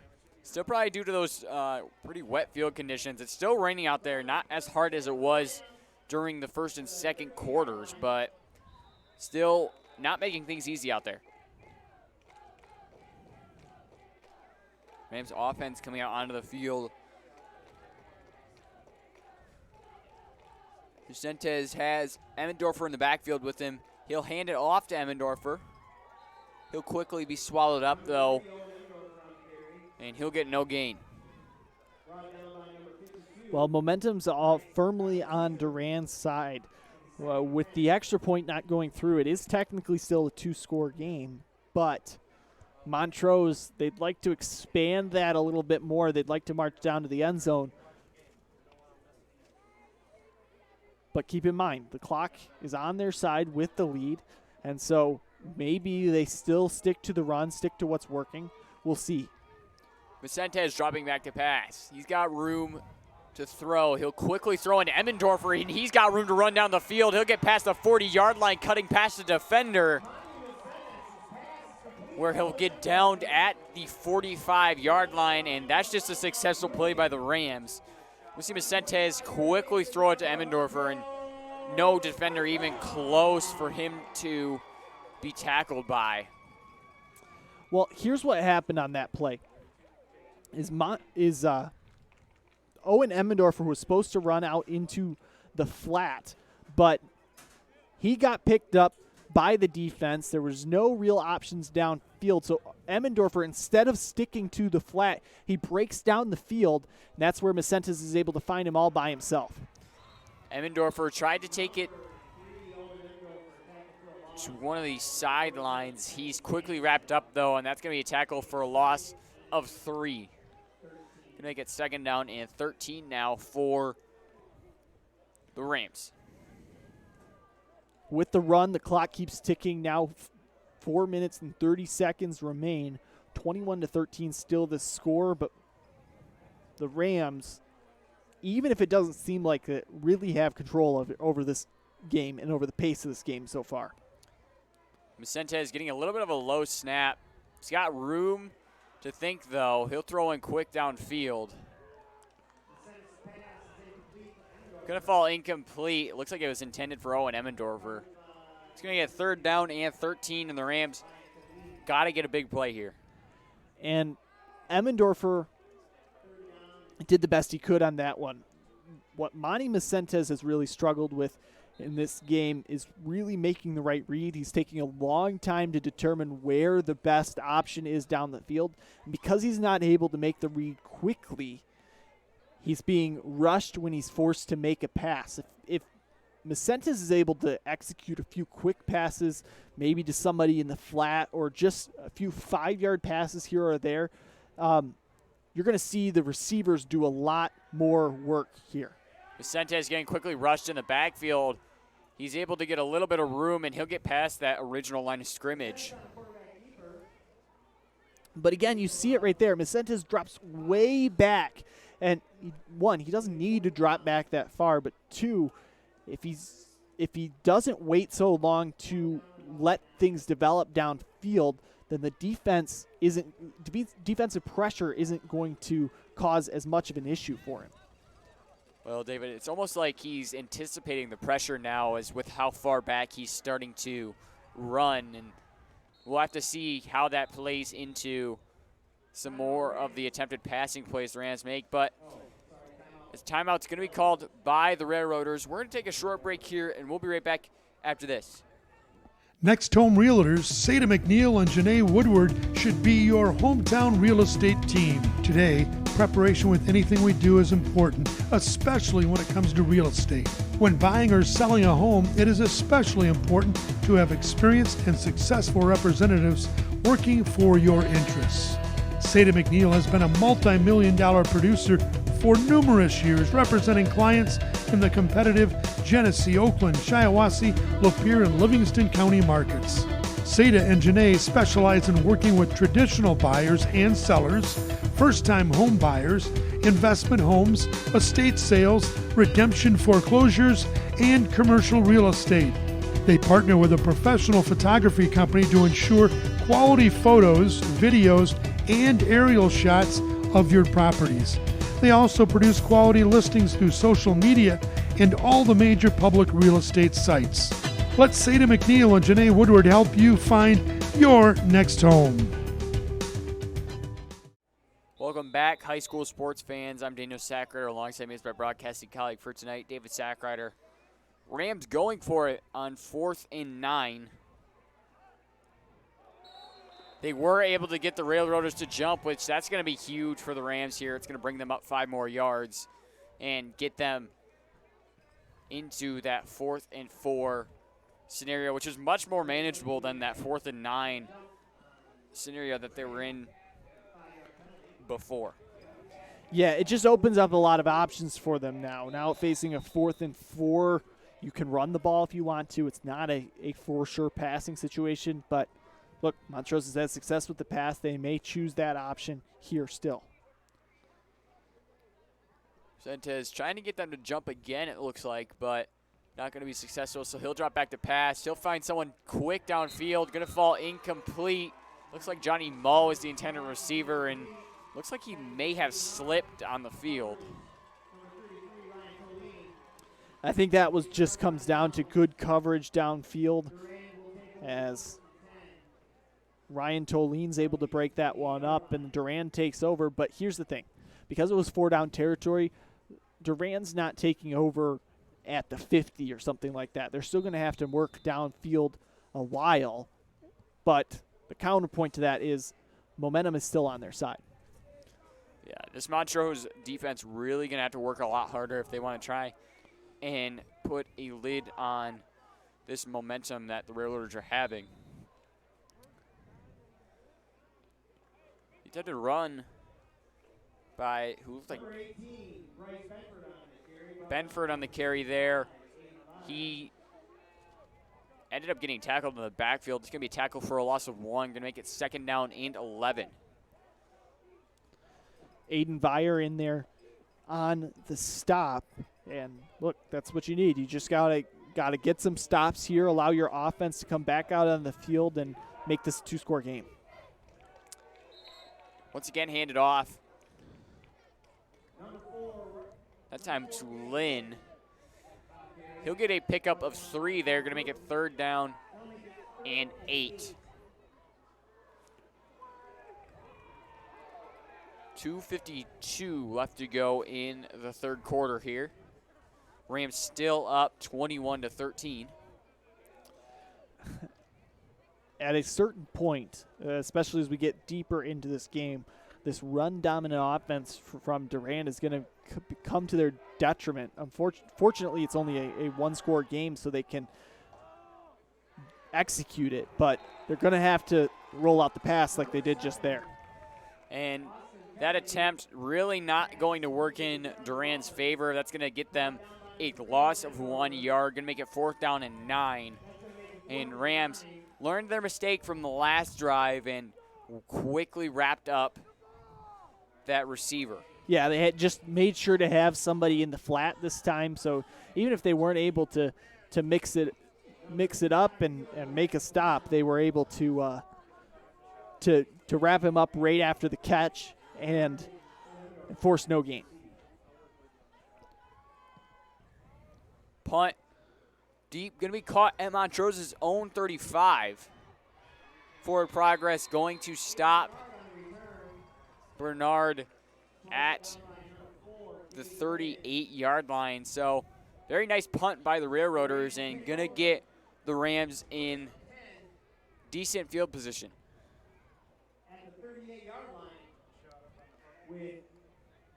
Rain still falling down the field. Montrose's best bet here is to continue to have the ball heading into the 4th quarter. You want to look, a score would be nice, but if they're able to just hold on to the ball, run out these remaining 1 minute and 41 seconds, and then still have field to move downfield, time is the name of the game at this point. Vicente dropping back to pass. He'll send one deep downfield. That will be caught by Chase Perrin. And Chase Perrin, really kind of been iffy coming into the season. Hadn't really made a presence for himself. But, David, he's making a presence for himself this game with 2 amazing catches to help out his team. Here's the thing about that one is Chase Perrin, he's tracking the ball in the air. He's got to stop for a second because he thinks he's overran it. Then he's got to pick back up to try to get to the ball. That's tough to do, and Perrin able to do it here and turn into a big 34-yard passing play. Vicentes once again looking to pass. He'll have to scramble and take it himself. He'll be forced out of bounds, and not before he gets a good pickup of 6. Going to make it 2nd down and 4 for the Rams.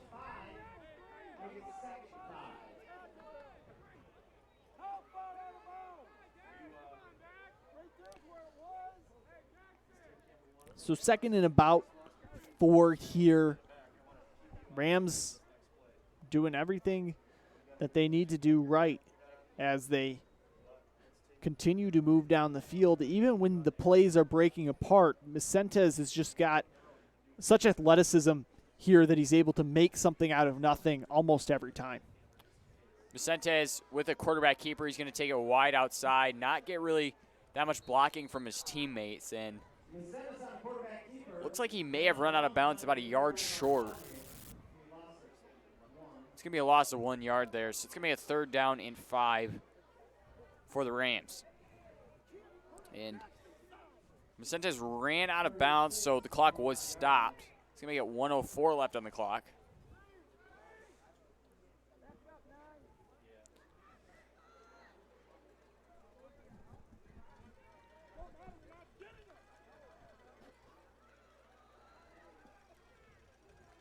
Vicenta's got one man in the backfield with him. He's dropping back to pass. He finds a hole. He decides to take it. He'll get past the first down marker and get a next home Realtors 1st and 10 for the Rams. Almost slips and falls. Manages just to stay on his feet and get through that hole left by his offensive line. And the O-line here, David, starting to look like it should, keeping out the defenders and giving Vicentes more time to play make. Yeah, it brings up 4th and inches here. That one was a designed pass, but Vicentes could just see the hole coming up after the great block by Owen Emmendorfer, and I think he probably got enough for the first down, but they're a lot closer to it than I am. Manny Vicentes fell on the fumble and did work out in the Rams' favor because it did get them the next home Realtors 1st and 10. Yeah, he's lucky he fumbled it to the side that all of the defenders were not on. Not really sure what was going on with the coverage there, but Vicentes is able to turn it into something good for the Rams.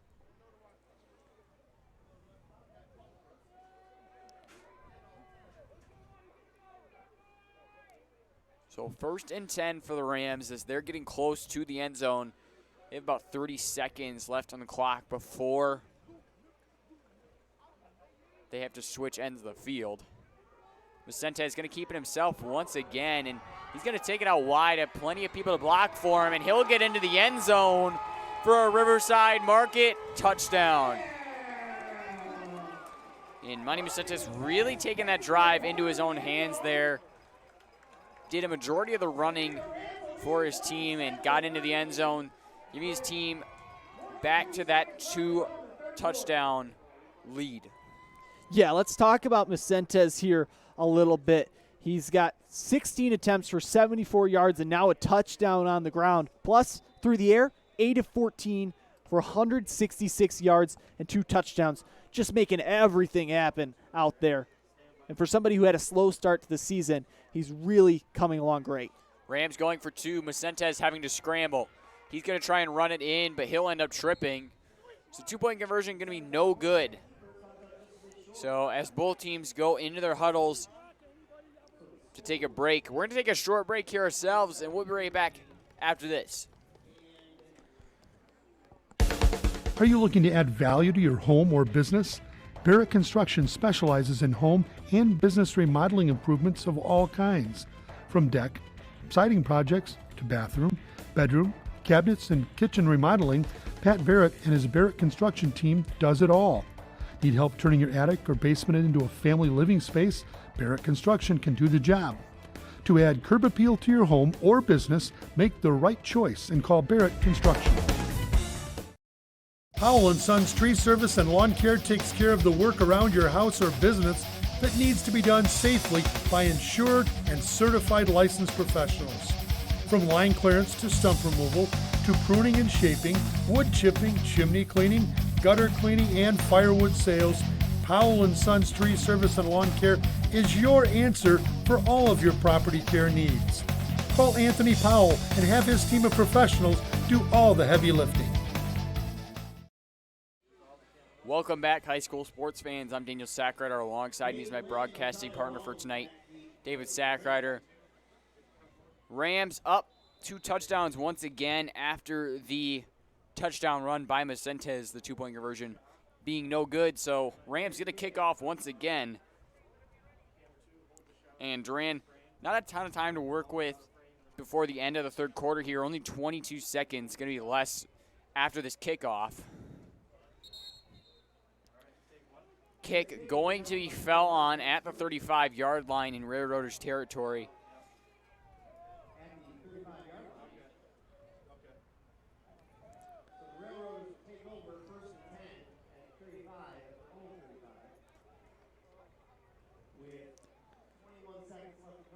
It's a 25-yard kick there, but should get what the Rams needed to done. With 21 seconds left, Durand's maybe got enough time for 2 plays if they decide to pass it, maybe only 1 if they decide to go on the ground. We'll see what they decide to do here. A little bit of a high snap, going to turn into a quarterback keeper.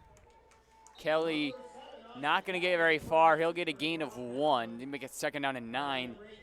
And Durand really in no rush here as they'll keep possession of the ball. But with 6 seconds left, Railroaders just going to let time run off the clock. So as the buzzer sounds, ending the third quarter, your score 27-13. Montrose leading. And we'll be right back with some more high school football action right after this. Beautiful and guaranteed, and it looks so great and so astounding. AmericanMetalRoofs.com, so beautiful and guaranteed. Last through the years, AmericanMetalRoofs.com. Beautiful and guaranteed, and it looks so great and so astounding. AmericanMetalRoofs.com makes your home look great. Time to celebrate. The beauty and guarantee come together. So why wait? Wait no longer. So beautiful and guaranteed.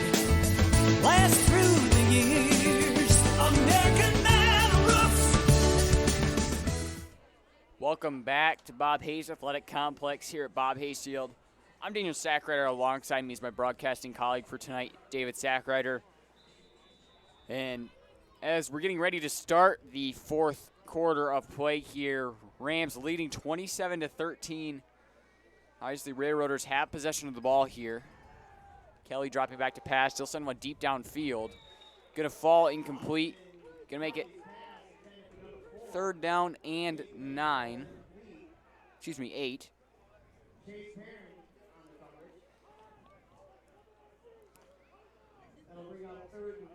Kelly had a receiver there and just a little bit too far in front of him. Right idea, nearly the right execution, but now 3rd and long situation. They're probably going to be forced to pass again, and honestly, they're probably going to be forced to pass a lot here as the game continues because down 27-13, they need to save as much clock as possible. One man in the backfield. Once again, dropping back to pass. It'll be a quick one this time. Will be fumbled. Recovered by the Rams. And Rams got exactly what they wanted to out of that play as the fumble going to be recovered by Michael Stevenson.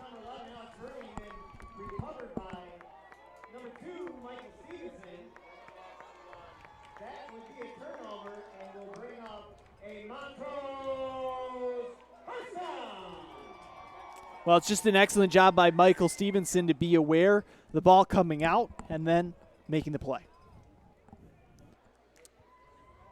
So Rams really have an opportunity here, David, to extend their lead and get a lot more momentum on their side. They have it right now, but if they can get that 3-touchdown lead, they can really start to run down the clock and give this Railroaders team a harder time on offense. Yeah, but here, scoring is not the first thing that's going to be on the Montrose Rams' mind. They're just going to look to run as much time off as possible. And here, look, Owen Emmendorfer doesn't get much there, but he keeps the clock moving, and that's all that Montrose is worried about right now. Emmendorfer gets a pickup of 3, going to make it 2nd down and 7.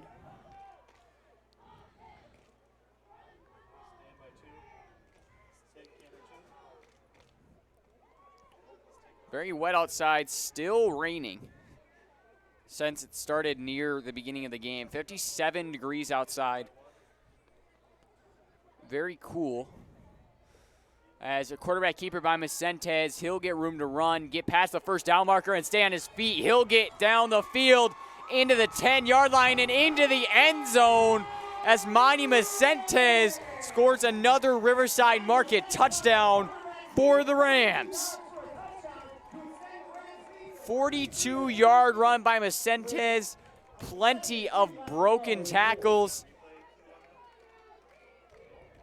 And here we're seeing the replay. Monty Vicentes doing a great job breaking through tackles and taking it to that outside edge.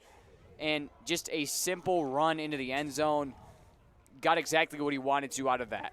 Yeah, I thought he was brought down after picking up the first down, but then just able to stay on his feet and bounce to the outside edge. And once he'd done that, nobody was getting anywhere near him. Chase Perrin set to kick the extra point for the Rams. Flag's going to be thrown by one of the side judges. It's going to be offsides by the Durand Railroaders. So Coach Reinhardt going to bring out his offense back out onto the field now that it's half the distance to the goal. And they're going to go for 2 here.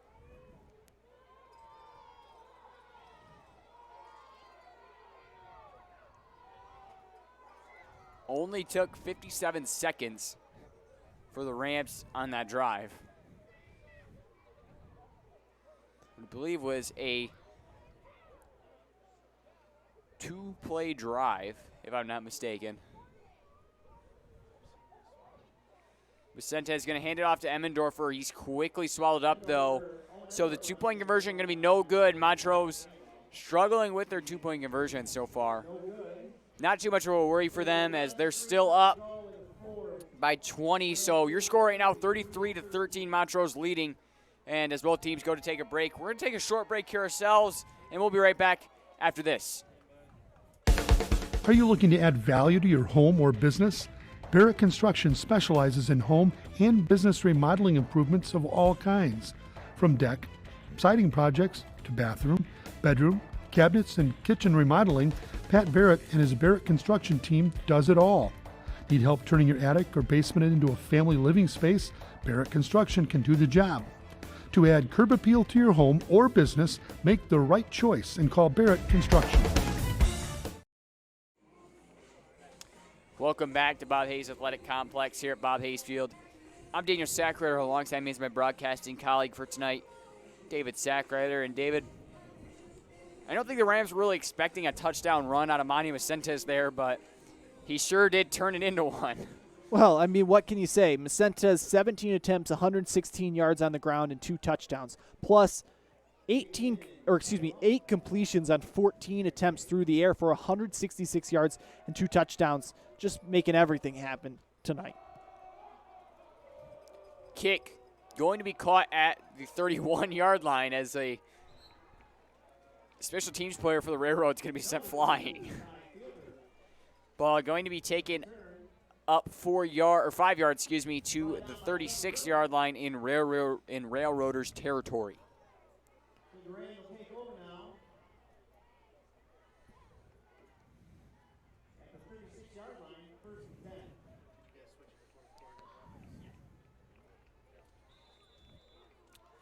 Railroaders really got to start moving down the field, David, with 10:59 left to go in the final quarter here. If the Rams get possession back of the ball and they haven't managed to score, more time is just going to be taken off the clock for them. Yeah, this is a must-score drive, and it's a must-score drive probably through the air. You got to leave as much time on the clock as possible while also shortening the gap. Flag's going to be thrown.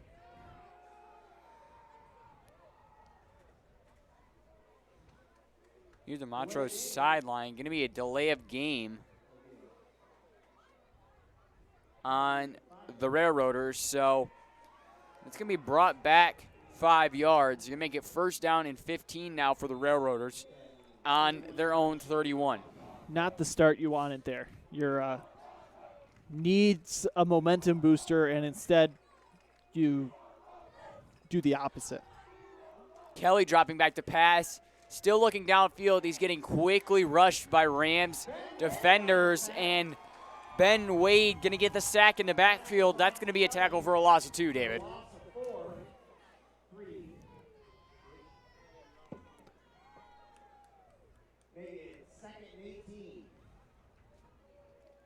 Second down now and 18.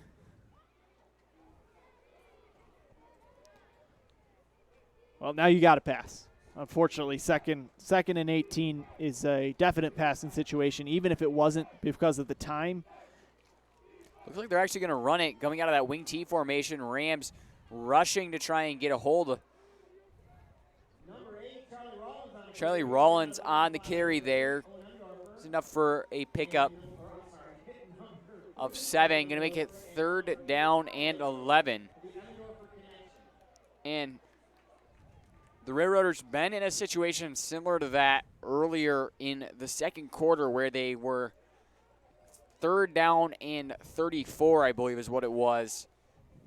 So Railroaders already starting off better with a good run there by Rollins. So we'll see if they can keep up that momentum and get past that 1st down marker.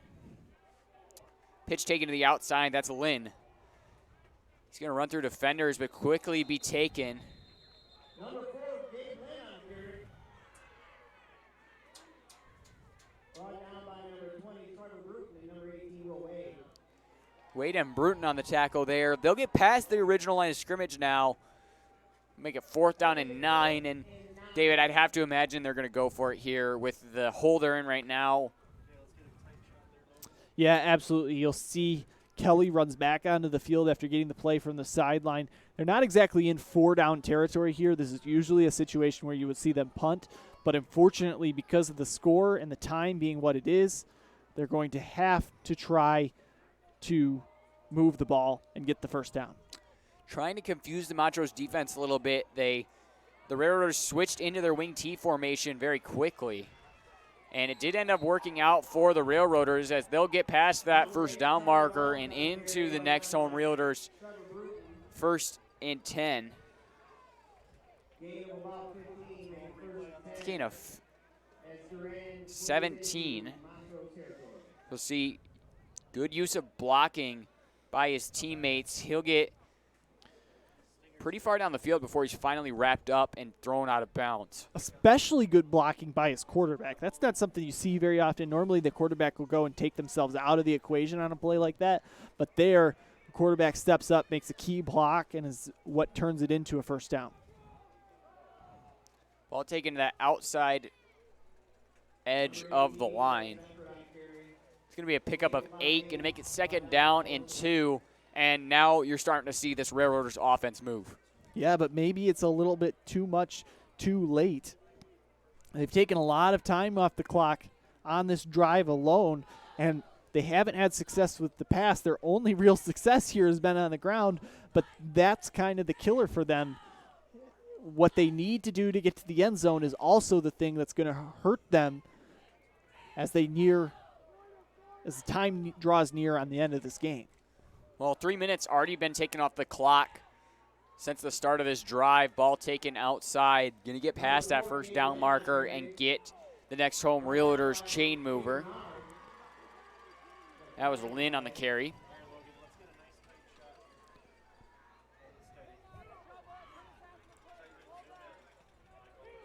So 1st down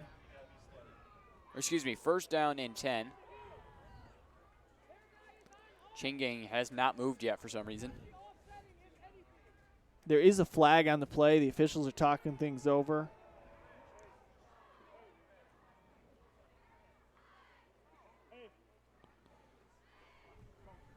So it is a call. It is a personal foul call against the Rams. So it's going to be a 15-yard penalty on top of the gain they already had.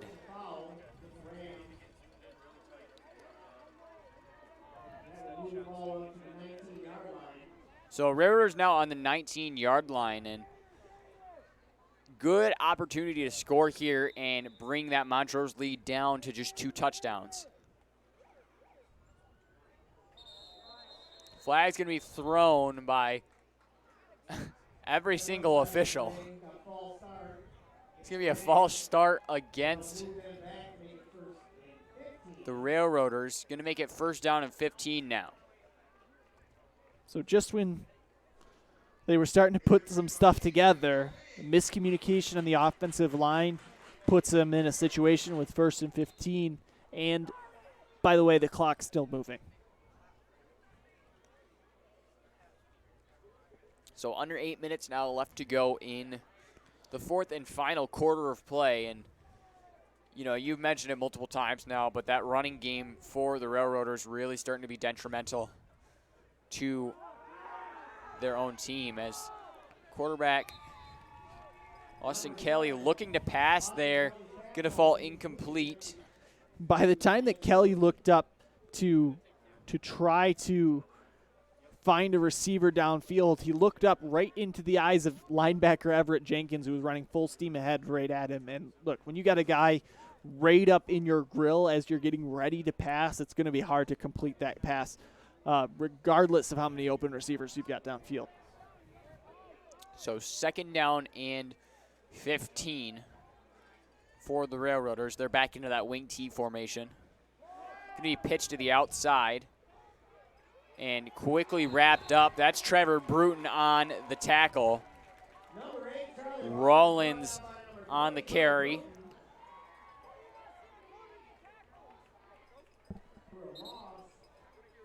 Looks like that's going to be a tackle for a loss of 1.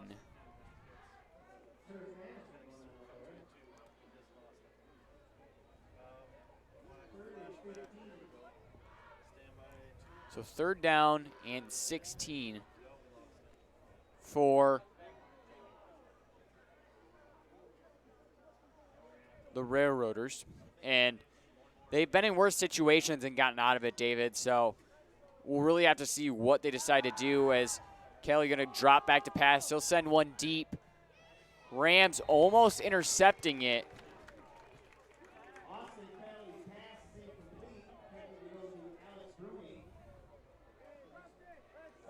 Bruni on the intended receiver.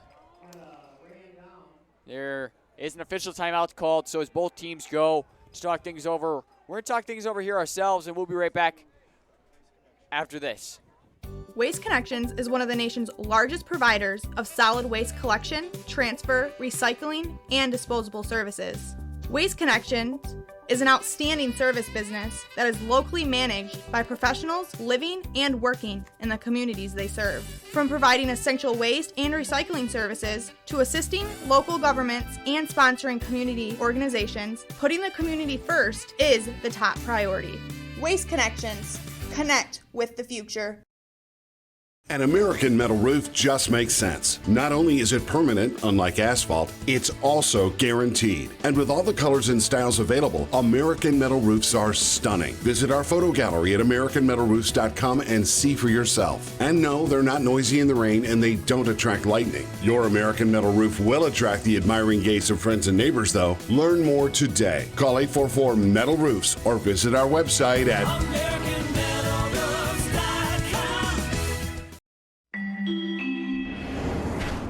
Hi, I'm Mike Tirico from NBC Sports and a proud Michigan resident, and you're watching high school sports on MDM-TV.com. And they're doing a great job, aren't they? Welcome back, high school sports fans. I'm Daniel Sackrider. Alongside me is my broadcasting colleague for tonight, David Sackrider. Levi Harbor was down injured on the field, got off the field with some help. Healy dropping back to pass. Looks like it may have been caught. It is called a catch. So that's going to be enough for the next home Realtors 1st and 10. And, I mean, that's just a really good catch. Had Chase Perrin right on his back.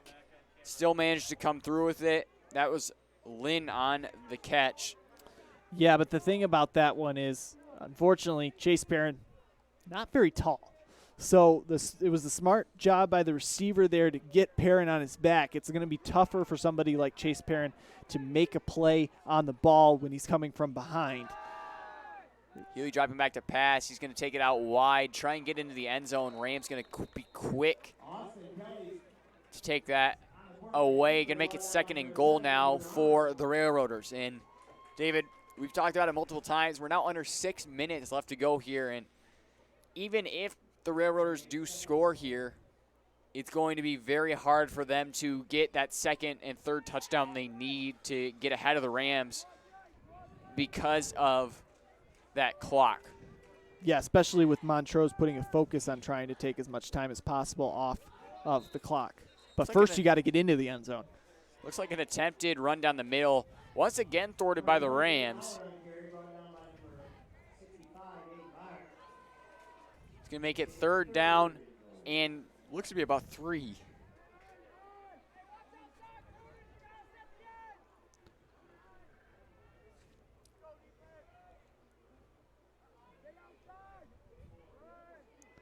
Lynn going to get the hole made by his offensive line, and he'll get into the end zone for a Riverside Market touchdown, making it just a 2-touchdown game. It was only a matter of time on that one. When you are at the 3-yard line, at the 2-yard line, any good team should be able to punch it in from there. And it's really hard as a defense to be able to really make that stop. But, still, it can happen. Testament to Durand, who's able to execute on what they had in front of them.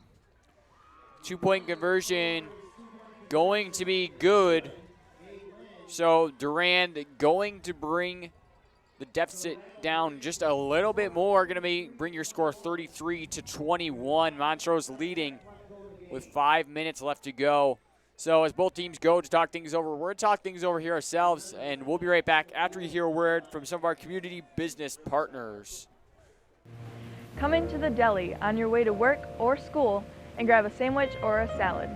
We make them fresh while you wait from a mouth-watering variety of choice meats and cheeses. At the bakery, order a cake for a special day or make your day special when you pick up freshly baked donuts.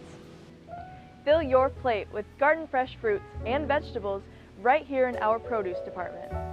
We also carry organic options so everyone can fill up their plate in the most healthy way. Got milk? Our dairy section is right for everyone. From traditional milk products to enriched plant-based milk and cheese, Riverside's dairy products will more than fill your plate.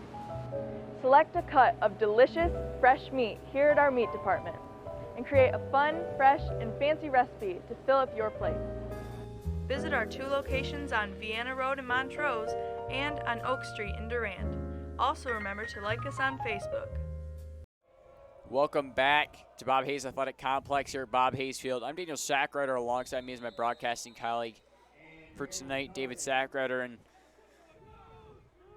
Durand just went for a little bit of a normal kick. I thought they would have tried a little bit of a squib kick there to try and get possession back of the ball. But Rams just going to fall on it, and I'd have to imagine here it's just going to be a time waster, David.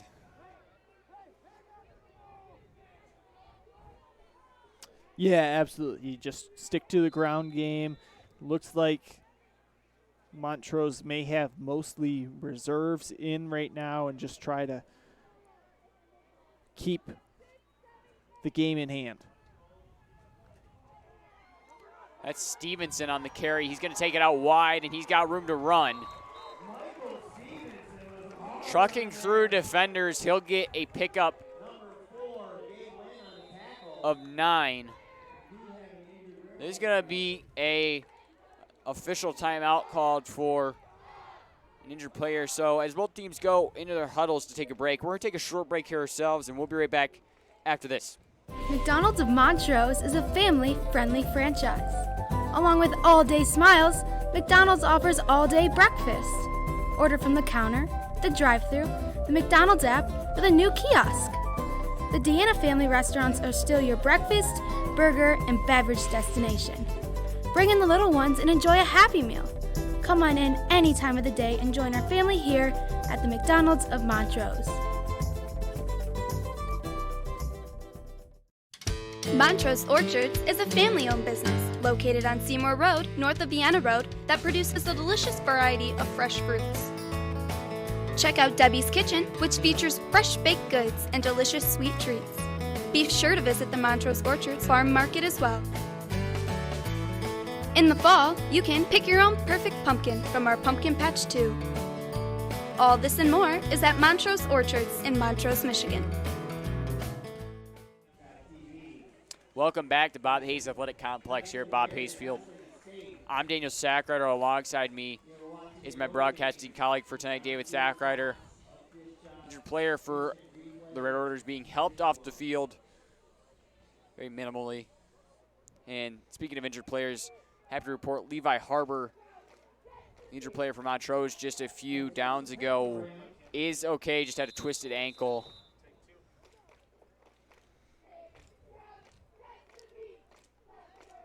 So Rams did end up getting that Next Home Realtors 1st and 10 after the run by Michael Stevenson. Zach O'Neill now in for Monty Vicentes.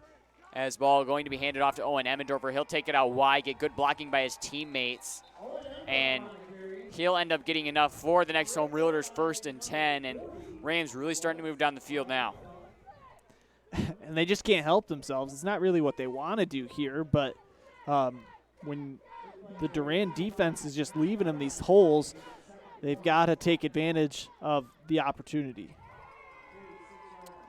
Looks like Owen Emmendorfer, they're going to call 1 yard short. So you're going to make it 2nd down and 9. Or 1, excuse me. So Zach O'Neill, the backup quarterback, now in for the Rams.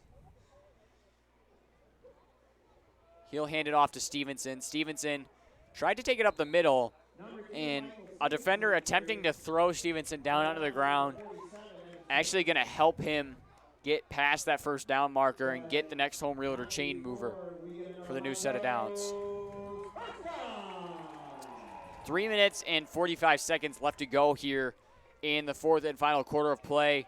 Rams really getting what they wanted to out of this and just running time off the clock. Yeah, really just great work here by Montrose. Moving downfield, but not too quickly.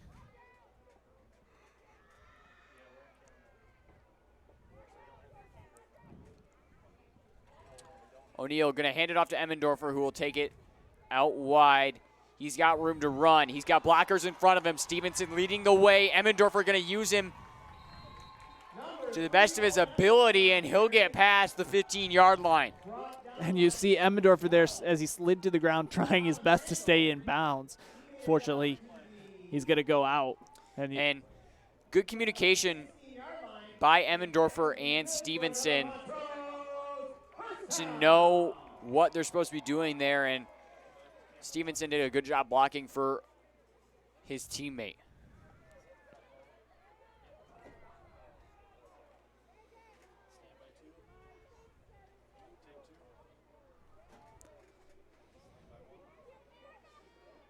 Stevenson and Emmendorfer in the backfield once again with O'Neill. Excuse me, it's actually going to be Stevenson going to run it into the end zone for a Riverside Market touchdown.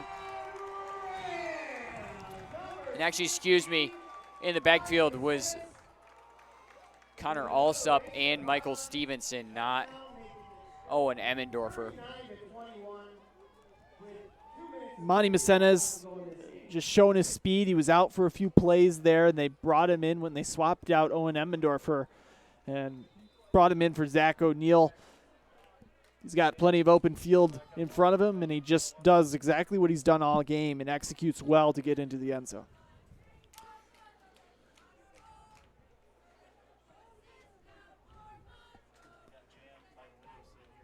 So Chase Perrin set to kick the extra point for the Rams. Kick is up and will be good. So Rams adding another 7 points onto their lead. Going to make it now 40-21. Rams leading. So as both teams go to take a break, we're going to take a short break here ourselves, and we'll be right back after this. Hello and welcome to Conley Oil Company. Conley Oil Company has been a family-owned and family-friendly business in mid-Michigan since 1936. Conley Oil Company has 6 locations to serve you. 1 in Birch Run, 2 in Clio, 1 in Frankenmuth, a location in Otisville, and 1 in Montrose. At each location, there is a wide array of products. There are sweet treats and treats for your pets. Also, add the Speed Pass app to your phone that lets you pay the way you want. Be sure to check out the Exxon Mobil Rewards card at any Conley Oil Company location. As always, there's also free air for your tires. With all of these great products, services, and quality mobile gasoline. You win each time you stop at Comley Oil Company.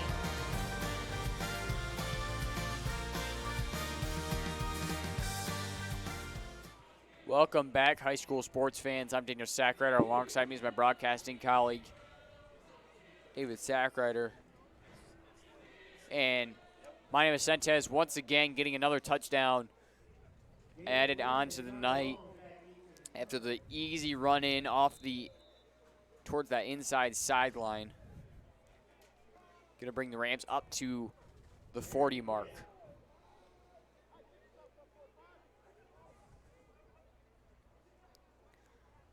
Rams took a lot of time off that drive.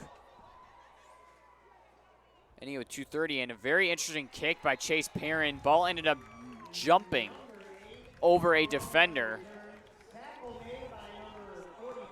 So, ball said not today, and decided to go back to the 21-yard line where the Railroaders offense will take over. That leaves a lot of field that they're going to have to move to get into the end zone. Montrose punching it in there pretty much made it all she wrote, but now, you know, when you've struggled with the pass, you're really focused on your ground game, and then on top of that, you got a lot of ground to cover before you can get to the end zone. Yeah, I think it's going to be really difficult for Durand to make something out of this one. Yeah, and with only 2:18 left to go on the clock, the best they can do right now is really just make the loss look a little better. Score 1 or 2 more touchdowns at most, and just hope for the best.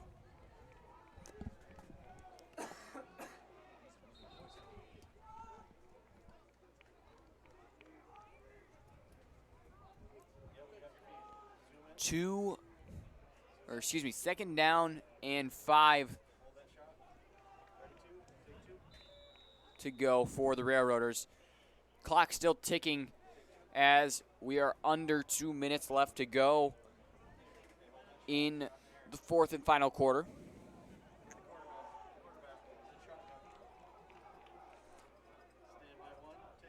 Quarterback dropping back to pass. He'll send one quick downfield, and a huge hit. Going to end up in a fumble. Going to be called incomplete, actually. And that is... We're going to take another look at that one. And just a huge hit. Flags thrown. Going to be called leading with the crown of the helmet. That is a huge hit. I mean, sucks that it's going to be called back, but just very, very hard. You don't see many tough hits like that in high school football. Yeah, that's probably the right call, all things considered. It was a tough hit, but and we mentioned it multiple times, David, but we have the nice option of looking at the replay here, whereas the officials down there don't. So really, they don't get to review that play and look at it further. So while it sucks, probably the best call you can make there, given their options. So going to be first down now and 10 from their own 42-yard line. 1:39 left to go in the second half. Dropping back to pass. Going to be sent deep. Not even a defender around. Not really sure what happened there. But looked like some miscommunication on coverage. They didn't even send somebody out. Maybe they thought that he was running out of bounds to join the sideline. He was actually lining up. But either way, great execution there by Durand as they're able to move upfield quickly. And 1:25 left to go here. Durand has the opportunity to at least score one more touchdown before the end of the game. And the quarterback keeper going to get pretty far up the field. Kelly, he'll get past that first down marker and into the next home Realtors 1st and 10. So now at the 24-yard line in Montrose territory. 1:08 left to go. And with the way they're moving, they may be able to punch it in once more before the end of the half, but just taking too much time off the clock. Once Montrose gets their hands on the ball again, they'll be able to line up in victory formation, and that'll be all she wrote. Both teams did play very well, though, especially in the conditions that they were that were given to them. Once again, another open receiver downfield. Rams kind of miscommunicating a little bit. That's number 8.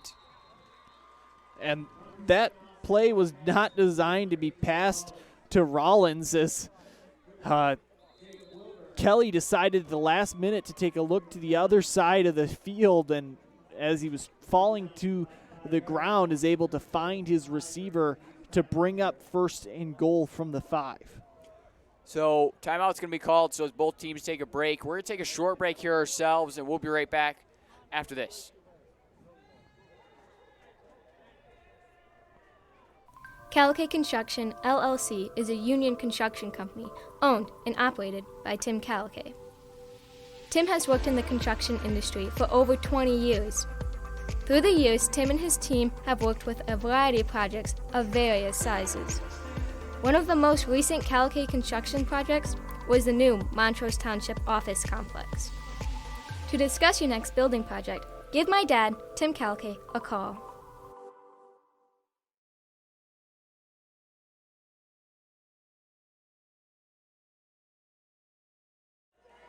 Welcome back to Bob Hayes Athletic Complex here at Bob Hayes Field. I'm Daniel Sackrider. Alongside me is my broadcasting colleague for tonight, David Sackrider. And Railroaders in the 1st and goal scenario here. Ball going to be taken down the middle and into the end zone for the Riverside Market touchdown. So Durand going to get their score up to 27 now, pending the PAT. But both teams really played well under the conditions that they were given, raining pretty much the whole game. And like we've mentioned multiple times, Durand, the running game kind of came back to bite him a little bit with the time management there, as they're going to go for 2 here. He not going to get, they are going to say he got into the end zone. So the 2-point conversion going to be good, making the score 40-29, Rams leading.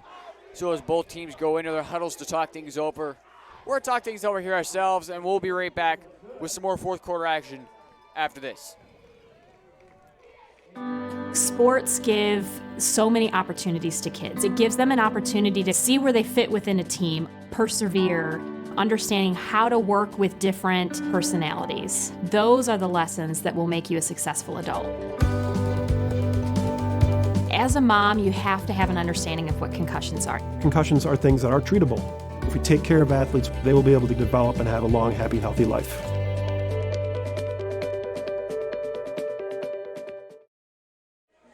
Welcome back, high school sports fans. I'm Daniel Sackrider. Alongside me is David Sackrider. Score is 40-29 after the late touchdown by the Railroaders.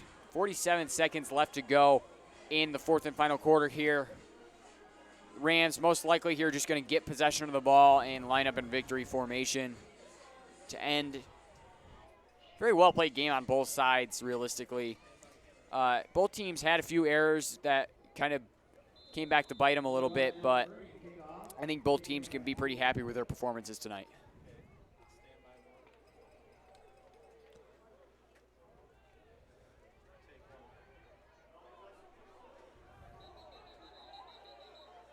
The squib kick looked like it was touched too soon.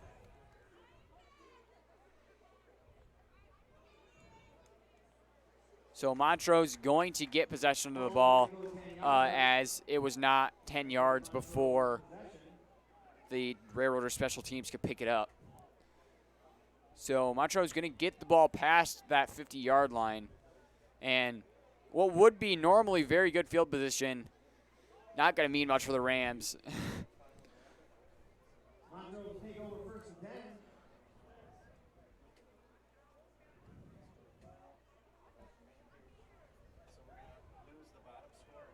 just a reminder to fans, be sure to stick around for our Riverside Market post-game show. We'll run through your scoring summary, our thoughts, our final thoughts on the game, and much, much more. So be sure to stick around until then.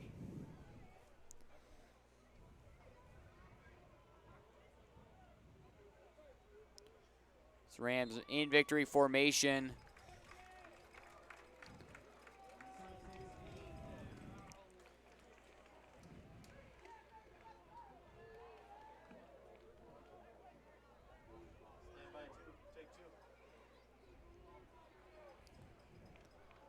Looks like the clock and play clock are synced perfectly. So, looks like they may not have to take another knee here. Looks like they may just one more time for sure. Or not, they're just gonna let time run out. So your final score going to end up being 40-29. So, just a reminder, be sure to stick around for our Riverside Market post-game show. But until then, we'll be right back after this. Next Home Realtors, Seda McNeil and Janae Woodward should be your hometown real estate team. Today, preparation with anything we do is important, especially when it comes to real estate. When buying or selling a home, it is especially important to have experienced and successful representatives working for your interests. Seda McNeil has been a multi-million-dollar producer for numerous years, representing clients in the competitive Genesee, Oakland, Shiawassee, Lapeer, and Livingston County markets. Seda and Janae specialize in working with traditional buyers and sellers, first-time home buyers, investment homes, estate sales, redemption foreclosures, and commercial real estate. They partner with a professional photography company to ensure quality photos, videos, and aerial shots of your properties. They also produce quality listings through social media and all the major public real estate sites. Let Seda McNeil and Janae Woodward help you find your next home. McDonald's of Montrose is a family-friendly franchise. Along with all-day smiles, McDonald's offers all-day breakfast. Order from the counter, the drive-thru, the McDonald's app, or the new kiosk. The Deanna family restaurants are still your breakfast, burger, and beverage destination. Bring in the little ones and enjoy a Happy Meal. Come on in any time of the day and join our family here at the McDonald's of Montrose. Powell & Sons Tree Service and Lawn Care takes care of the work around your house or business that needs to be done safely by insured and certified licensed professionals. From line clearance to stump removal, to pruning and shaping, wood chipping, chimney cleaning, gutter cleaning, and firewood sales, Powell & Sons Tree Service and Lawn Care is your answer for all of your property care needs. Call Anthony Powell and have his team of professionals do all the heavy lifting. Montrose Orchards is a family-owned business located on Seymour Road, north of Vienna Road, that produces a delicious variety of fresh fruits. Check out Debbie's Kitchen, which features fresh baked goods and delicious sweet treats. Be sure to visit the Montrose Orchards Farm Market as well. In the fall, you can pick your own perfect pumpkin from our Pumpkin Patch 2. All this and more is at Montrose Orchards in Montrose, Michigan. Welcome back to Montrose Hill McCoy High School and on Bob Hayes Field. I'm Daniel Sackrider. Alongside me is my broadcasting colleague for tonight, David Sackrider, and welcome to our Riverside Market post-game show. And Rams coming out victorious 40-29 after a very hard-fought games from both teams. David, why don't you run us through our second half scoring summary just real quick? Yeah. Danny, Montrose, they opened up the second half with a Monty Macentes complete pass to Chase Perrin. It was a 27-yard pass that ended in the end zone with a Chase Perrin extra point was good to make the score 21-7 with 10:01 left in the third. Then Durand was able to strike with 6:09 left in the third on a Bryce Benford run for 13 yards into the end zone. The point after attempt was no good there, made it 21-13. Montrose would strike once more right before the end of the third quarter With 22 seconds left in the quarter, Monty Vicentes ran it in for 14 yards and a touchdown. 2-point conversion was no good to make it 27-13. Then in the fourth quarter, the teams bounced back and forth. Montrose started the scoring with 11:03 left in the game. Monty Vicentes ran it in for 42 yards and the touchdown. 2-point conversion was no good to make the score 33-13.